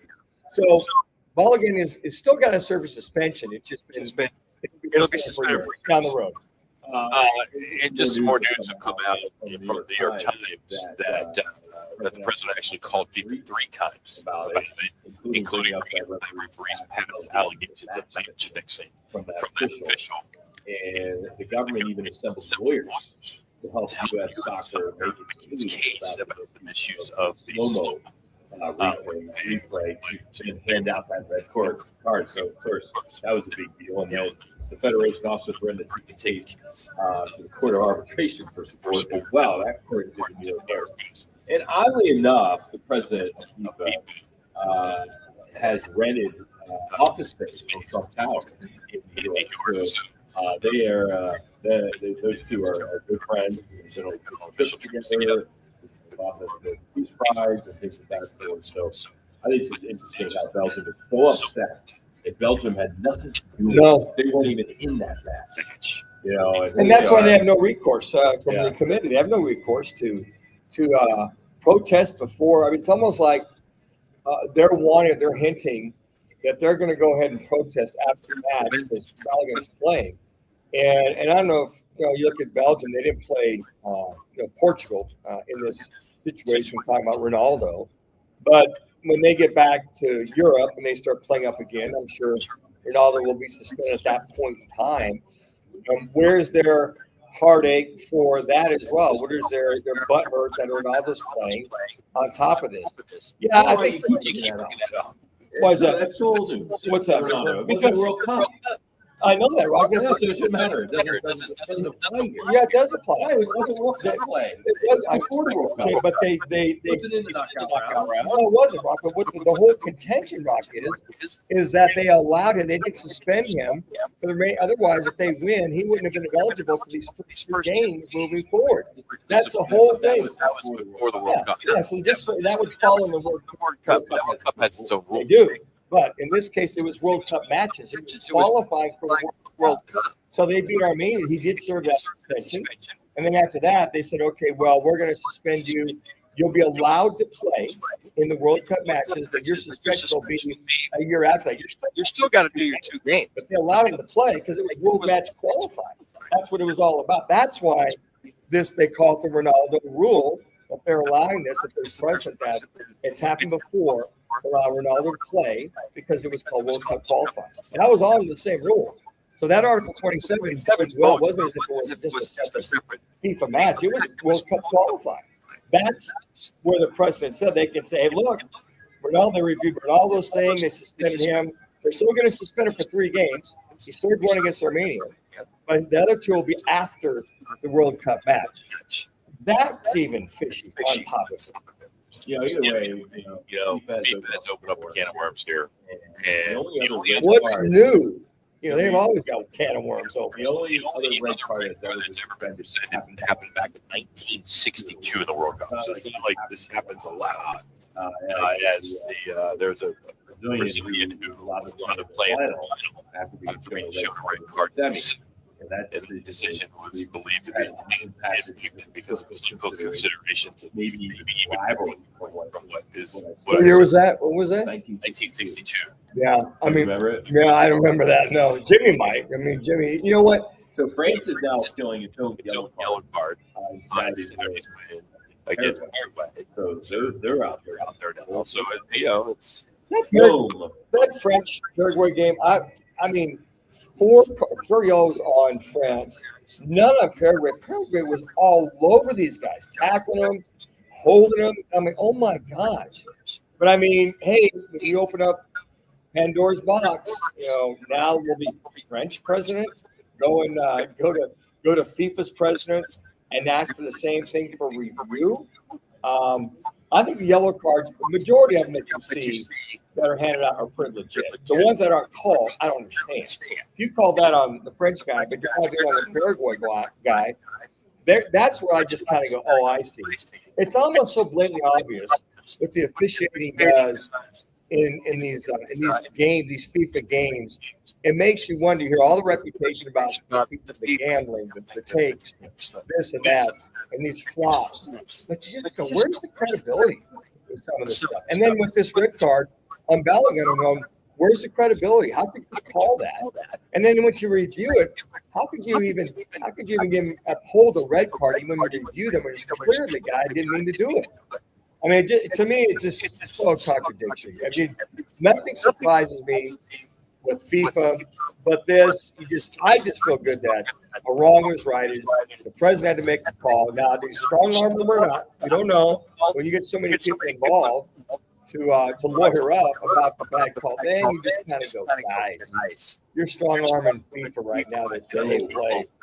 Yeah. Let's go. I mean, all the soccer guys are, well, they don't like it because if the rule's the rule. But clearly the rule is Article 27. Exactly. And the rule is. Yeah. So it's kind of like, well, they can do it for Ronaldo. Why can't they do it for Bellingham? They will still serve their suspensions with something. The thing I don't understand is why Take Me Home Country Roads is the official song. I don't get it. I don't know. It's a West Virginia. Yeah. Yeah. Nothing is West Virginia. Yeah. I just don't get it. don't get it. I mean, I don't know what it should be. I don't know. There's other. John Denver, right? In the 5 years, back in the mid 60s, late 60s, somewhere like that. Yeah, I'm happy the guy can play. It just taints a little bit the way that it happened or allegedly happened. I don't think anybody just says, hey, look, he called to have some review it, and you've got a few more things coming out. They're buddies. It's in the States.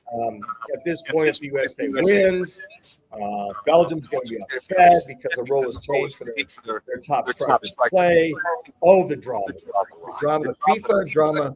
You just love to see the Americans doing it in such an organic way, which they have up to now. And it would, even with I think the guy was going to be a substitute for him in tonight's game. Because it's just this one game. I think they'd beat Belgium. Bellingham would have been able to play the following game, and then they move on from there. They pay their penance. Hopefully they win. They beat Belgium, and then move on from there to play Spain. The winner of that plays Spain. All right, coming up, we're getting into the D-backs. Unfortunately, they dropped the series to the best team in the league, and now they sit under 500. They got a 4-game wild card showdown in San Diego starting. Both teams are dead even. That's all next on ESPN Radio 620. Right in the Yeah, heart of Ronaldo's match qualification. one of the largest youth sports complexes in North America. Bristol's is the ultimate hangout for families and sports fans in Mesa. Yeah, but they still that's Article 27 still. Double-decker cheeseburgers, award-winning wings, smoked barbecue, and fresh, craveable salads. With seating for 500, a full bar, 20 beers on tap, and over 100 TVs. Happy hour Thursdays, Friday and Sunday from 4 till 6, plus trivia night every Thursday night. Bristol's, where Mesa comes to eat, watch, and win. Join the team at All City Towing, Arizona's largest towing company and leader in roadside service. We're hiring dispatchers, call takers, lot attendants, drivers, and customer service pros ready to grow with us. You'll enjoy state-of-the-art equipment, consistent schedules, full health benefits, a strong 401k match, employer life insurance, and a monthly fuel allowance. Take your career to the next level. Apply today at allcitytowing.com. All City Towing, where your future is always moving forward. Hey, it's Kevin Rowe from Learn and Row, trusted across Arizona for helping injured people after serious car wrecks. And I'm Sean Forrester, managing attorney at Learn and Row Law Group. We may sound alike, but Learn and Row Law Group is a completely separate firm focused solely on criminal defense. We handle serious felonies, DUIs, and misdemeanors with decades of courtroom experience. If you're facing criminal charges, don't wait. Call Learn and Row Law Group now at 602-977-1900. Growth is the way to go. Call 977-1900. When it comes to your roof, you don't want to mess around. And Arizona homeowners and business owners have known that for over a decade. State 48 Roofing is Arizona's #1 referred roofer. Residential, commercial, they do it all. Doing it right here in the Valley for over 10 years. Protect your home, protect your business. And hey, keep your roof sexy with State 48 Roofing. Visit state48roofing.com or call 480-268-4509. State 48 Roofing, Arizona's most trusted roof. Need to feed a crowd? Let Venencia's bring the flavor to your next event. We know you have a lot of options when feeding a large group. Ordering directly from Venencia's means you get the best service and the absolute best pricing. There's no per person fee. Just tell us how many people you need to feed, and we'll come up with the perfect plan to ensure everyone's well fed and happy. Grad party, office celebration, family reunion. Invite Venencia's to the table. Text catering to 411-24/7. That's catering to 411-247 or Venencias.com. Are you looking for career opportunities with great benefits and job growth? How about the chance to make an impact? What we do here at the City of Phoenix matters. 14,000 employees and counting, all dedicated to making a difference in the communities where they live, work, and play. So come join us. Help us do work that makes Phoenix work. You can see all open positions and apply at phoenix.gov/jobs.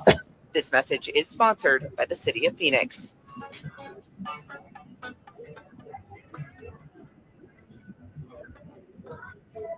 Back to Right Toyota on Frank Lloyd Wright, where the guys are live from 1 to 4. Right Toyota, the right place, the right selection, and always the right dealership, and always open at righttoyota.com. Reggie Jackson, I don't know, maybe Thurman Munson, a couple of guys like that would be great. It's not my position to make those comments. It's not my space to recommend anything. I am all in on the 26 guys that we have here right now. And at the end of the day, I love managing the group, and whoever is in this dugout,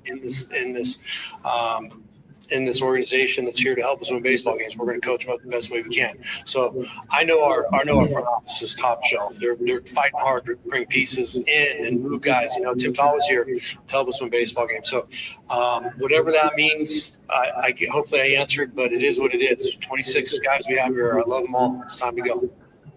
Troy Lavello through the weekend as they ran into the best team in the National League and lost to 2-1. They're now sitting at 44-45, a game under 500 heading into this big road trip to San Diego and LA. But kind of rewind the tape, kind of a pitching and defense took hold, but on Friday night they lost 7-4. And then on Saturday, this was a fun one. They jumped out to a 3-0 lead lead in the first on a 3-run home run by Del Castillo, and then won a game that got out hit 12-4. Merrill Kelly grinded through 5. Seawald survived a stage 9 save, but they got that W. And then this one kind of stinks because yesterday, Eduardo Rodriguez, the All-Star, was fresh 6 innings, 2 runs. But Kevin Dinkel comes in, gave up the go-ahead run in the 7th. Ice cold runner scoring. Position 2 for 13 men scoring position.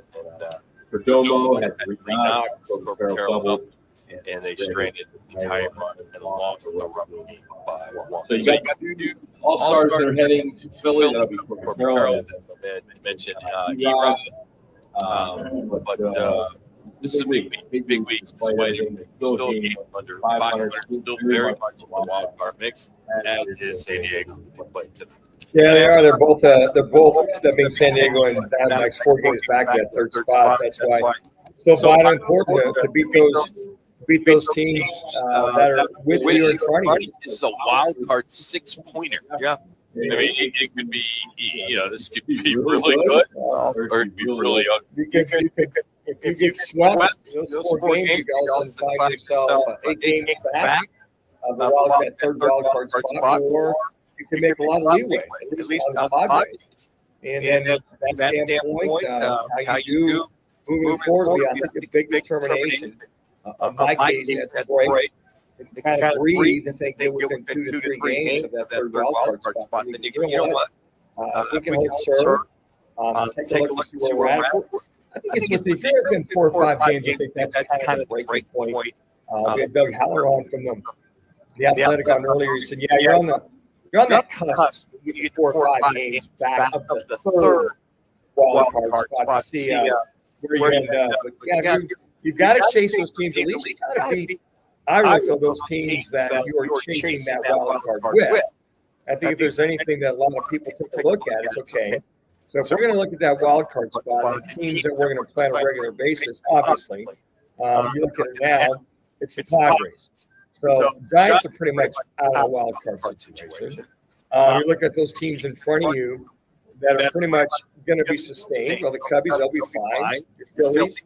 But those teams, if they're going to play on that regular basis, you stop thinking about that. How many more times you play the Pirates or the Marlins or the Cardinals? So you got to take care of those teams in your division, which is just the Padres. The Rockies and Giants are way below you, so they're not going to be a non-factor whatsoever. Dodgers are on pace for 100 wins in the regular season. They won the World Series the last 2 years, 93 wins last year, 98 year before that. In 2023, they had 100 wins that year. They won the National League West, but that's the year that they lost Arizona in the NLDS. So, so 100, 105. That's something. I mean, they're a machine, and they're just the way they can win games and the way they're pitching. You look at Ohtani, you look at this group of guys, and then just put guys in for substitutes, so then guys just continue to produce. And you watch them game in, game out. They just don't make mistakes. Runners in scoring position. They don't make pitching mistakes. You got one out. Guy third, you hit a sacrifice fly. And they're just so solid, fundamental-wise in baseball. Now you know why they win. I saw that Dave Roberts was 1,000th game as a man, skipper. Already you stop to think about that. Wow.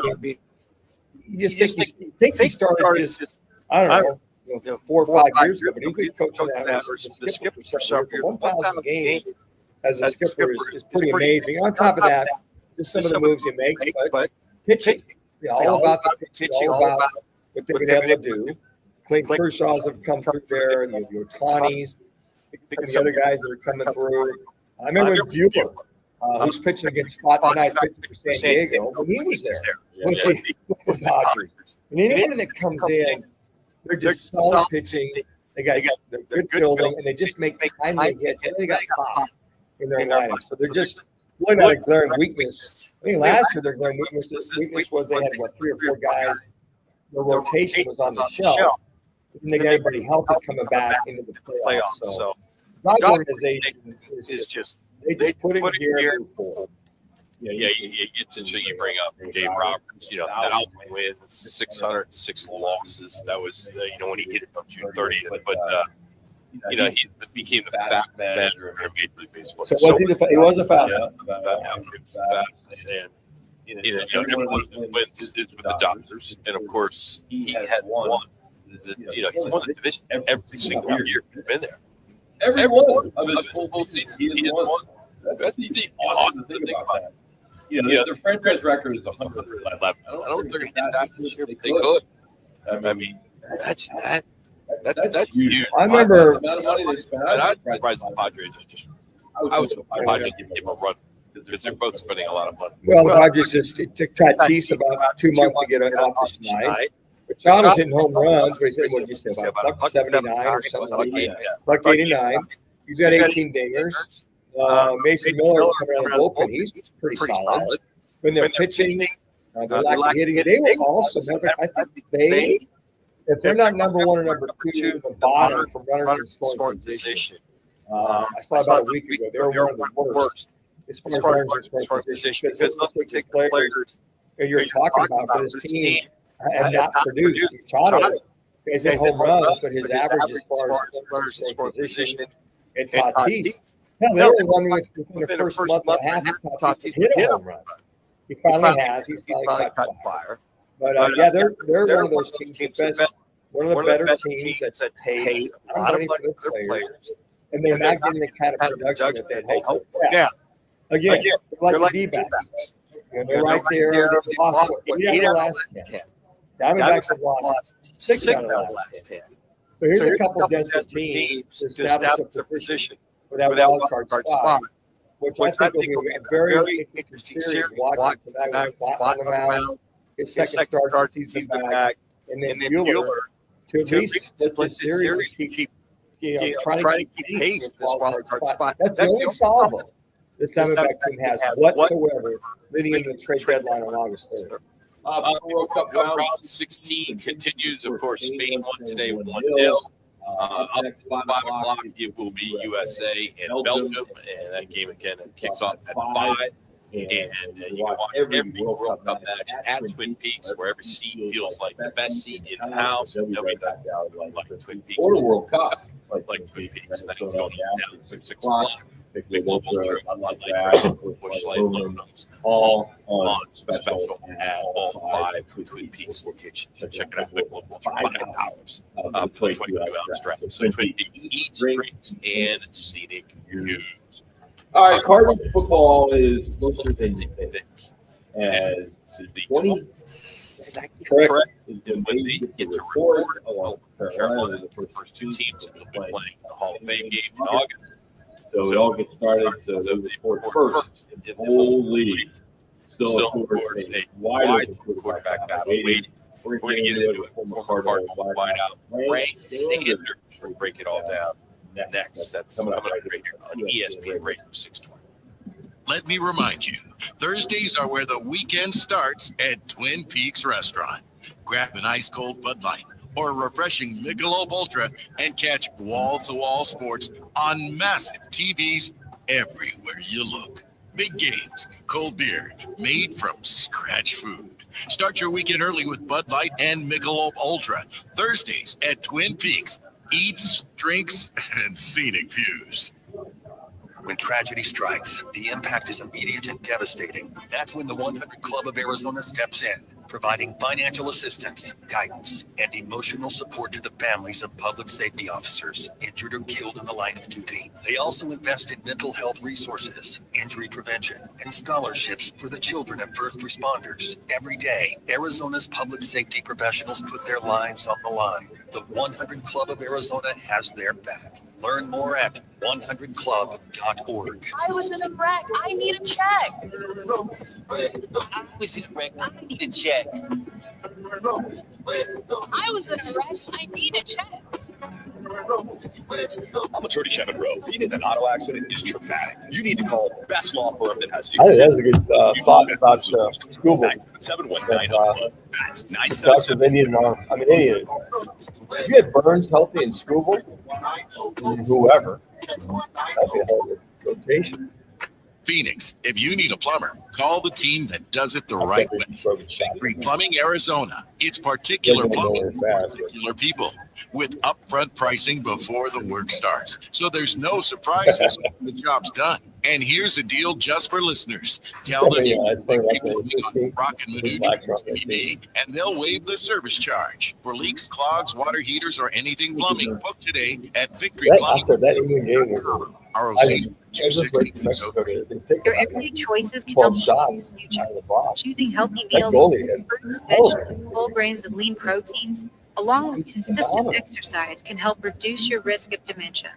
Even small changes, a short walk a few times a week, or eating less processed foods can make a difference. Eat smart, move more, protect your mind. Visit alz.org/healthy habits to learn more. This message is sponsored by the Alzheimer's Association and the Arizona Department of Health Services. Sitting inside or picking up food from the store, never leave a child. It was freaking In Arizona, heat stroke can happen in seconds. Temperatures can rise 20 degrees in just 10 minutes, making shade break, water dangerously break. hot. Heat stroke can happen even in the shade or when it's below 60 degrees outside. Once you park, always remember to stop, look, and lock. There's no breeze. Heatproc.az.gov to learn more. This message is sponsored by the Governor's Office of Highway Safety. He played 8 seasons with the Arizona Cardinals. The Sandman.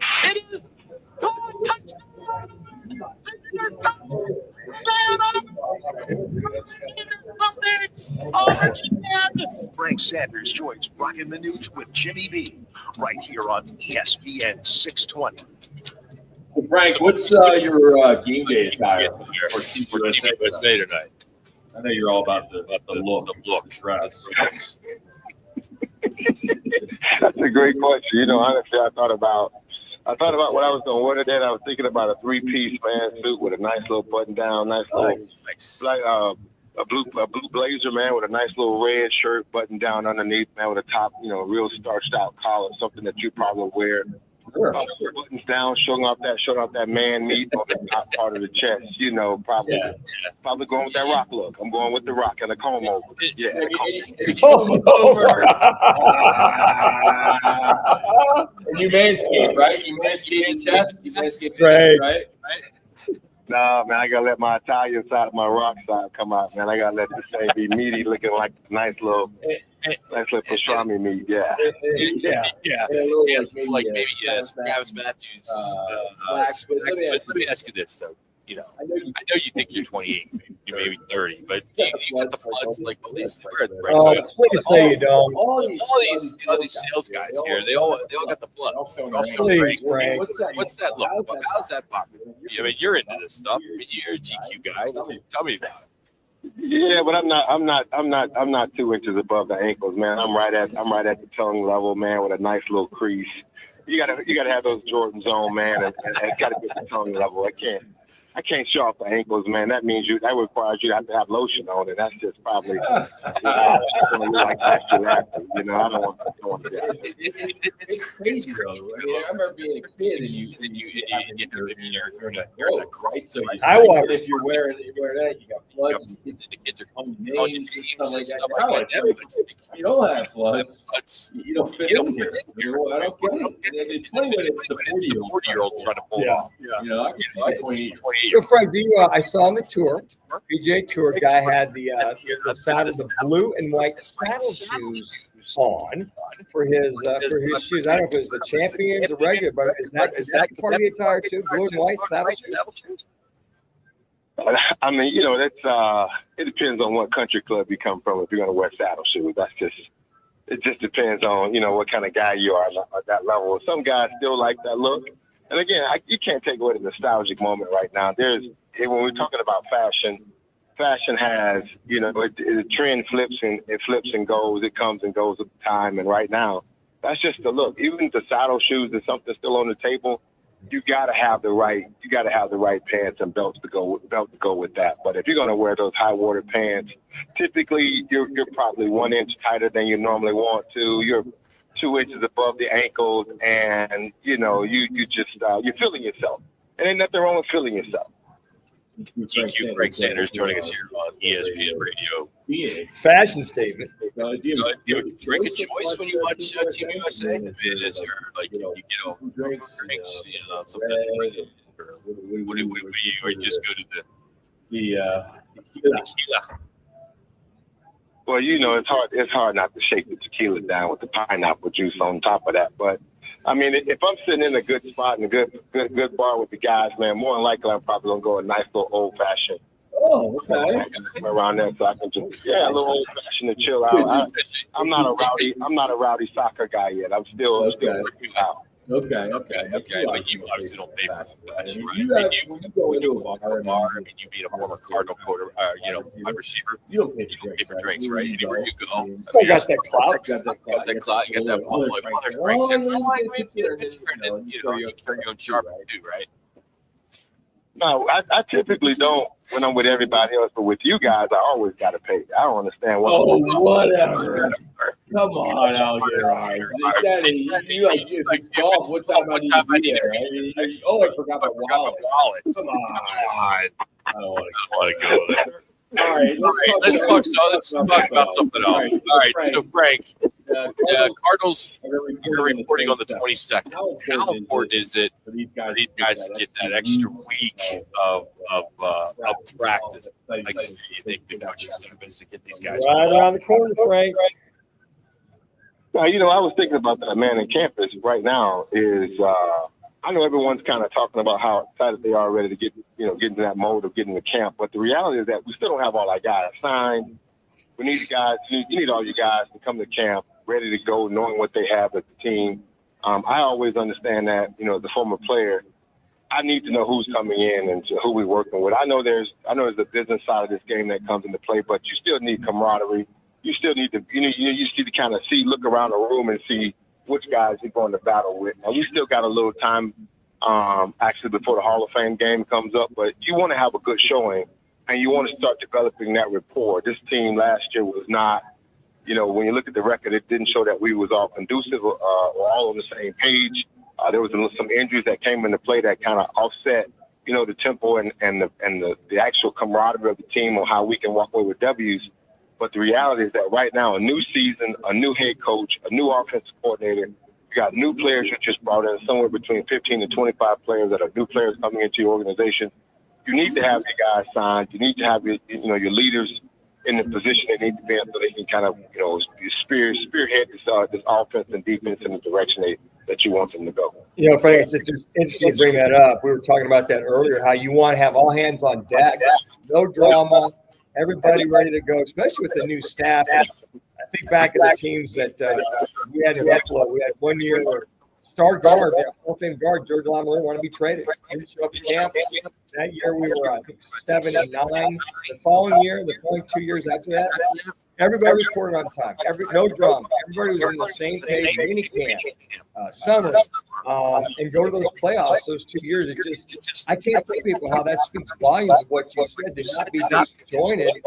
It's hard enough to win as it is, but to make sure everybody's there from day one, day one really helps the last day, especially in playoffs. It really does. Again, you're talking about coaching. All right, so let's just look at it from the coach's perspective. They can actually install the entire book. They can actually bring everything to the table. They don't have to worry about who they have to, dumb something down because this rookie doesn't know. He has a veteran guy that's already in place. He can let everything hang and look around the room and say, this guy's ready to play. From a competition battle standpoint, also, when you're looking at a guy for 2 or 3 weeks that you can evaluate differently, then you only have a two-day or 3-day window to try to evaluate guys and hope that guy's ready. You don't know if he's in shape. You don't know where his mental shape is, where his physical shape is. And so there's some things that you need to know. You need to know why before you get ready to go into battle. So sometimes, I know these guys, I know they're working on that, and I know these things are kind of stuff that we're talking about, but subjectively speaking, I'm with you 100%, Manuch. You got to have all guys, all hands on deck, and your leadership, you can't have question marks on your leadership department right now going into a new season. So if you have all hands on deck, let's say with this offense, we'll just keep that. All hands on deck. And does it make a difference? Let's just look at this 2 veteran quarterbacks. Whether Brissett's there or not, or Minshew is there starting or not. So let's just take those two. What difference would you see, if any, if everybody else was healthy and ready to go with that offense? You know what you will see, I would expect to see, is that you'll see a calmness in the offense. You should see better repetition. You should see better communication. You should see a pace of leadership that's totally different than you might see with a rookie quarterback. And you won't give the same grace when it comes to the mistakes that's being made that you have to give when it comes to a rookie who's making those mistakes, because you're just, you're having to repeat stuff that he hadn't figured out yet, or he doesn't know necessarily how to accomplish those goals. When you have a veteran, you have a different voice. From a quarterback perspective, there's a different kind of cadence that takes place in offense that you guys can kind of feel. And also the communication between, that nonverbal communication that happens with veterans. If he just looks to the left or looks to the right, or he points at the safety or looks at the safety, the quarterback knows what's taking place. And so there's a different type of communication. You have veteran quarterbacks in there that knows exactly what to do, especially from that perspective. And so, like I say, it's something that you can't take for granted. And I don't think that's something that they are trying to do, but I know for a fact that it makes a difference when you have a guy that that he has a different rapport and he has some sense of leadership about him. The offensive line relaxes totally different. The center, with the quarterback center exchanges and communicating between the lines changes narratively. And so those are things that you expect to have when you have the leaders in place. What do you think about our president, man, 45, 47, making a phone call to defense, say, hey, we're not going to play, and he got it done. Pretty big, isn't it? Hey, look, you like that? Hey, look. He got pulled, man. The homie got juice. And I don't know. That's all, man. One call, that's all. He trucked the red card, did he not? Pardon the pun. It's just power. Doesn't mean that kind of power. Hey, when Tiger got in trouble, who did he call? Exactly. He told him, I can't help you with this one. Yeah, you're right. You can't help you with that one. You're on your own there, Tiger. Leave a message. Go USA, buddy. All right, brother. Thanks, Frank Sanders joining us, as he does each and every Monday, just to kind of go around the board. I can see him going to a little watch party all dappered out. Even like in a golf, even in like a golf tournament, he's all. Oh, he is. He's just to tense. Clearly to the tense. Does he get any better with the Lions talk? We used to call it 3-minute Frank. Maybe you call that. You never played with him. I played him one time, long time ago. Oh, whatever. We haven't talked in 10 years. We had some of the Florida golf tournaments I could go to. I played. In fact, when Ken Wisdom had first got here, and Frank was in front of us. And we must have waited like, dude, it's a scramble. And by the way, Ken Wisdom I played golf. He was like golf. I played with him. And Bertrand's tournament every year when we still play with the Cardinals. And it's like, Frank, just get over it. It's a scramble. 3 minutes later, he finally makes his putt. So he's called 3-minute Frank. That was a putt. That's the first time I heard that. 3-minute Frank. All right, Frank is presented to you today by Old City Towing, Arizona's largest towing company. They're hiring drivers, dispatchers, customer service pros, great pay, benefits, monthly fuel allowance. They do it all. You can apply today at allcitytowing.com. It's all to the towing for your future. All right, we'll continue on. Say what's on tap. As the only one thing on tap. We'll get to that next. Roc and Manuch. Right here, Radio 620. Game on The Peoria. D-backs game might be the lowest rated game. Every play, make it Big's American. Don't worry about a winner roll with one call. Just serving huge portions of your favorites. Burgers, wings, nachos, plus a You didn't pull anything for Learner Row, did you? Yeah. It's happy hour Monday through Thursday, 3 to 6 p.m. You get $10 off well drinks and $2 off domestic drafts, plus daily specials all week long. Bring your friends, grab a seat on the patio, and settle in for the game. Big's American Bar and Grill, where Peoria comes to play, eat, and watch. Arizona's headquarters for Toyotas is Right Toyota. Hey, Rock, for my friends, just go back to that. Yeah. You'll always find the right deal at Right Toyota. Right Toyota has been driving Arizona's home for years with their amazing service, pricing, and great selection. I encourage you to discover the difference at Right Toyota. Make the right choice, Wright Toyota, just off the 101 on Frank Lloyd Wright Boulevard, and always online at WrightToyota.com. The right price, the right selection. Check out WrightToyota.com. When hot is not an option, Stay Cool delivers. From patios to warehouses, shops to summer events, Stay Cool from Slim Cool Elite and Cool Cube mobile air coolers deliver more air for less money. They're rust-free and backed by more than 40 years of experience keeping you cool. Available now online at Home Depot, Lowe's, and Tractor Supply. Shipped to the store or right to your door. Visit StayCool-Products.com. Slim Cool Elite and Cool Cube. Get yours today with free shipping and beat the heat. The biggest soccer tournament on the planet is going on, and there's no better place to catch every match than Twin Peaks. Watch all the action on wall-to-wall TVs with ice 29-degree draft beer, made from scratch food, and game day specials all tournament long. Twin Peaks is going unmatched for every match through July 19th. Cheer on Team USA or your favorite country. Twin Peaks. Eats, drinks, scenic views. $5 locations. Cars aren't the only vehicle on the roads. Arizona drivers, don't forget to look out for motorcycles. Checking your blind spots. Motorcycles are hard to see day or night. Move and stop quickly, too. So keep your distance whenever you see them. And stay focused on the road, not your phone. Make sure you're protecting everyone on our streets. Stay on the lookout for motorcycles. This message is sponsored by the Arizona Governor's Office of Highway Safety. Cars aren't the only vehicle on our roads. Arizona drivers, Is that a Miller McDowell? for motorcycles, Still open? yeah, means checking your blind spots. Motorcycles are hard to see or not. They move and stop quickly too. So keep your distance whenever you see them and stay focused on the road. This a Bill's bar? Make sure you're protecting everyone on the streets. Stay on the lookout for motorcycles. This message is sponsored by the Arizona Governor's Office of Highway Safety. I do that too.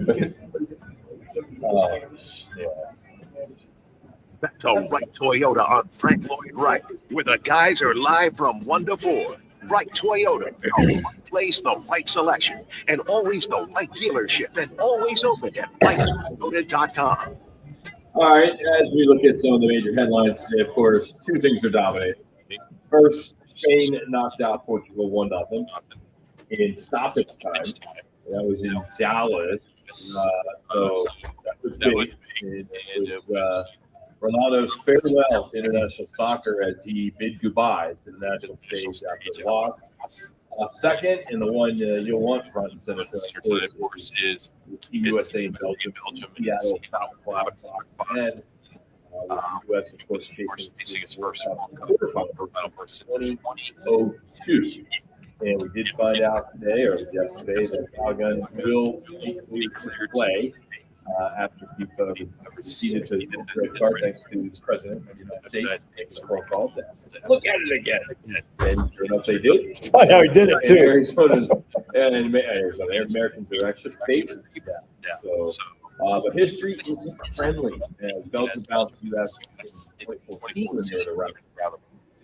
Remember, that was Tim Howard, the goaltender, who had 16 saves. And Belgium also beat him in a friendly in March. So winner gets Spain in the quarters, so that's good stuff.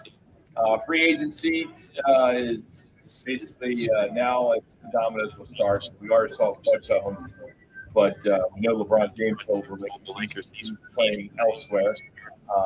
And Jaylen Brown, the Philadelphia blockbuster, George, Kawhi Leonard, trade back. Now back in Toronto, and of course everything that's Suns have done, which is all good stuff. So I'm sure we'll hear a couple smaller deals probably in the next couple days. Yeah, they got we talked about Pat Spencer. They got him on Friday from a Golden State two-way deal, and then Brea signed a two-way deal just today to Phoenix Suns. So you have, I guess you got 4 shooters for the Suns. You got Brea, you got Colin Gillespie. Spencer, Luke Kennard. Those are your four shooters from that perspective. A lot better than it was. Much better. We're upset. Gillespie gone, and of course, what's the other guy that went to? Must be it. Yeah, Gillespie, Kennard, and Brea. No.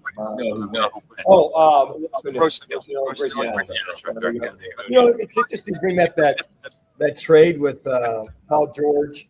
That's a lot of legs with this weekend. People were still just amazed how that the Celtics give him up for what they got back, and they were just. I mean, I go okay. They beat up all. They said this is one of the worst deals, and it is why I see it. It's a great deal for you, for the 76ers fans, but they're just. I thought that would be done and gone, and it was still quite a bit of legs as far as that was concerned this weekend. And then Diamondbacks tonight, first pitch looks like that's going to be at 6:40 on Cox 34 on AZ. It's AZ TV. You got Bueller taking a bump, 5-4. It's pretty decent, 4.61 ERA. And then Brandon Pfaadt, can he recapture the magic? 1-1, because he's about all they got. Because after that, it's Cabrera, and then back to the regular rotation for this Diamondback team. I think a big 4-game series against the Padres team, who's pretty much neck and neck with them in that third spot of the wild card. So what's up? It's sponsored by Bud Light. There's a drink easy to enjoy. Bud Light, the official partner of Roc and Manuch. All five locations. Other than that, kind of a quiet day when it comes to the news. Not much other than, of course, the World Cup and what happened tonight. But that's really it. It's kind of a quiet Monday with the Diamondbacks losing the series to the best team in the National League, the Brewers, and now you got San Diego, and of course the Dodgers. So hopefully, if we get going here, we just can't wait. This is probably the next 4 weeks is the worst in the summer when it comes to sports. Yeah, I mean, the slow. World Cup is carrying us right now. I'd agree. But if you didn't have that, it would be nothing else. We would be doing those segments. Where are they now? Yeah, we're catching up with somebody who went to McClintock and then went on somewhere else. Exactly right. And we'll try to catch up with some of the football players that are have their break before. We'll catch up with Tyler Shuck on Thursday. Tyler's we're tracking. I'm working on that right now. Got to go through 3 lawyers, 5 agents, and I'm going to text him here real quick.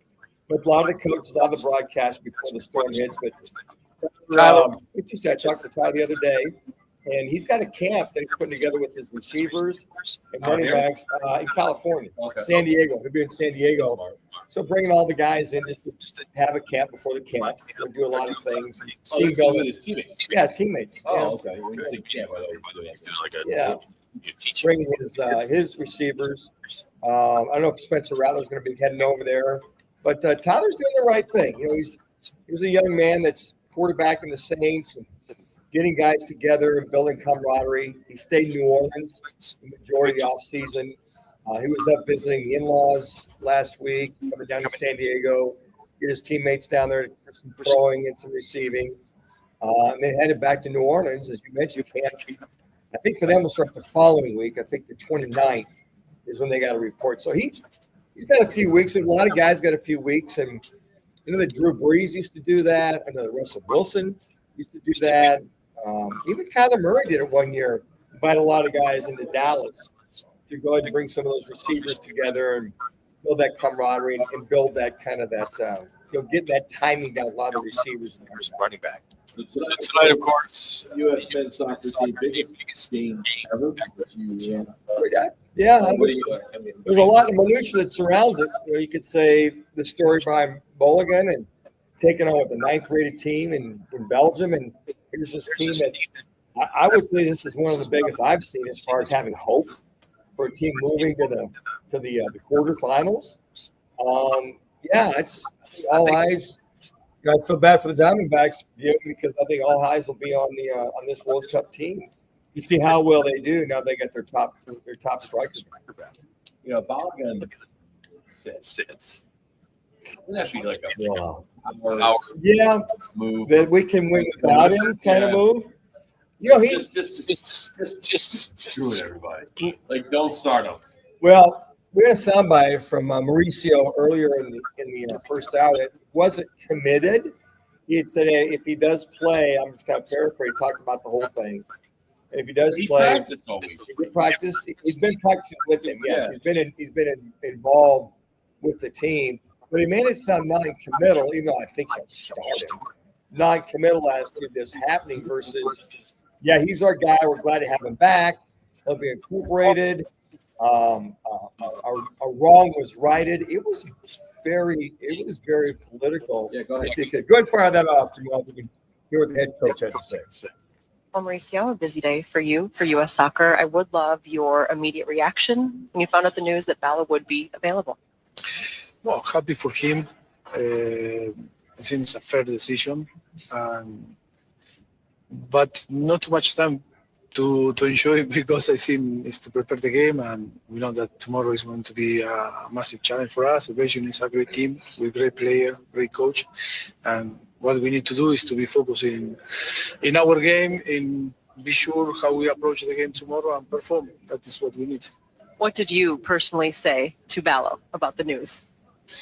Well, it's only a hug and not too much, because this type of moment when you found out that type of situation is about to feel, the energy, and that's it. Because words, I think, cannot describe with words, the happiness. And I think the most important is that he was connected during the week training and feeling part of the team. And now, it's our decision, being available, is to select or not to select. To select or not select? I thought that was interesting. And now he's ready to go, even though he's been practicing. To select or not to select. And he agreed with the decision to suspend him. I guess suspend the suspension for now. But I thought that last line, to select or not to select, I thought that might have just been for the media. That was funny. Garcia, He's the man. He was when he first heard the news that the suspension was lifted. He said, "Quote: I didn't know that at FIFA's headquarters, July 5th is the same thing as April 1st." He thought it was April 1st. Well, when that thing came across, discovery for me yesterday in the morning, I'm like, wait a second, what? And I just said, well, I was astonished. I was like, when my buddy told me, I was a joke. I'm like, you're gonna tell me that Donald Trump made a phone call in that plane? And that was all I heard. Yes. Then I just started digging because I didn't think it was true at first. And sure enough. Well, it was interesting because a lot of the young quarterbacks were all ecstatic that they all felt the same thing. It was a bad call, and then that he was playing. But then you find out later in the day about the call from Donald Trump and all the minutiae that surrounded it. But yeah, this will be a big game. I mean, one of the biggest ever, if not the biggest game. Yeah, I think that they can get to the finals. I don't know. Maybe the world. And just keep moving forward. I wonder if there's anything in history where a president of the United States had to make a phone call for a sporting event to intervene. I don't know. We'll get a homework assignment. So I'll dig in that time, Rock. See if there's any presidents or any leaders of countries that got in the middle of a situation or scenario. Hey, well, thanks, Frank Sanders. Today, we also had Doug Howler, senior writer for the Athletic. And we had Arizona State women's soccer coach Graham Worth. All of them joined us today. If you missed anything, just download the Arizona Sports App at rockandmanuch.com. Tomorrow it will be Mark McClune from Channel 3, Channel 5. We'll also have Bob McManaman, David Hayes from AEG, Director of Soccer. He will stop by. So until then, Jamal, great job today. Appreciate you filling in for Laz. We'll be back tomorrow. For Manuch, or Jimmy V, I haven't seen him in months.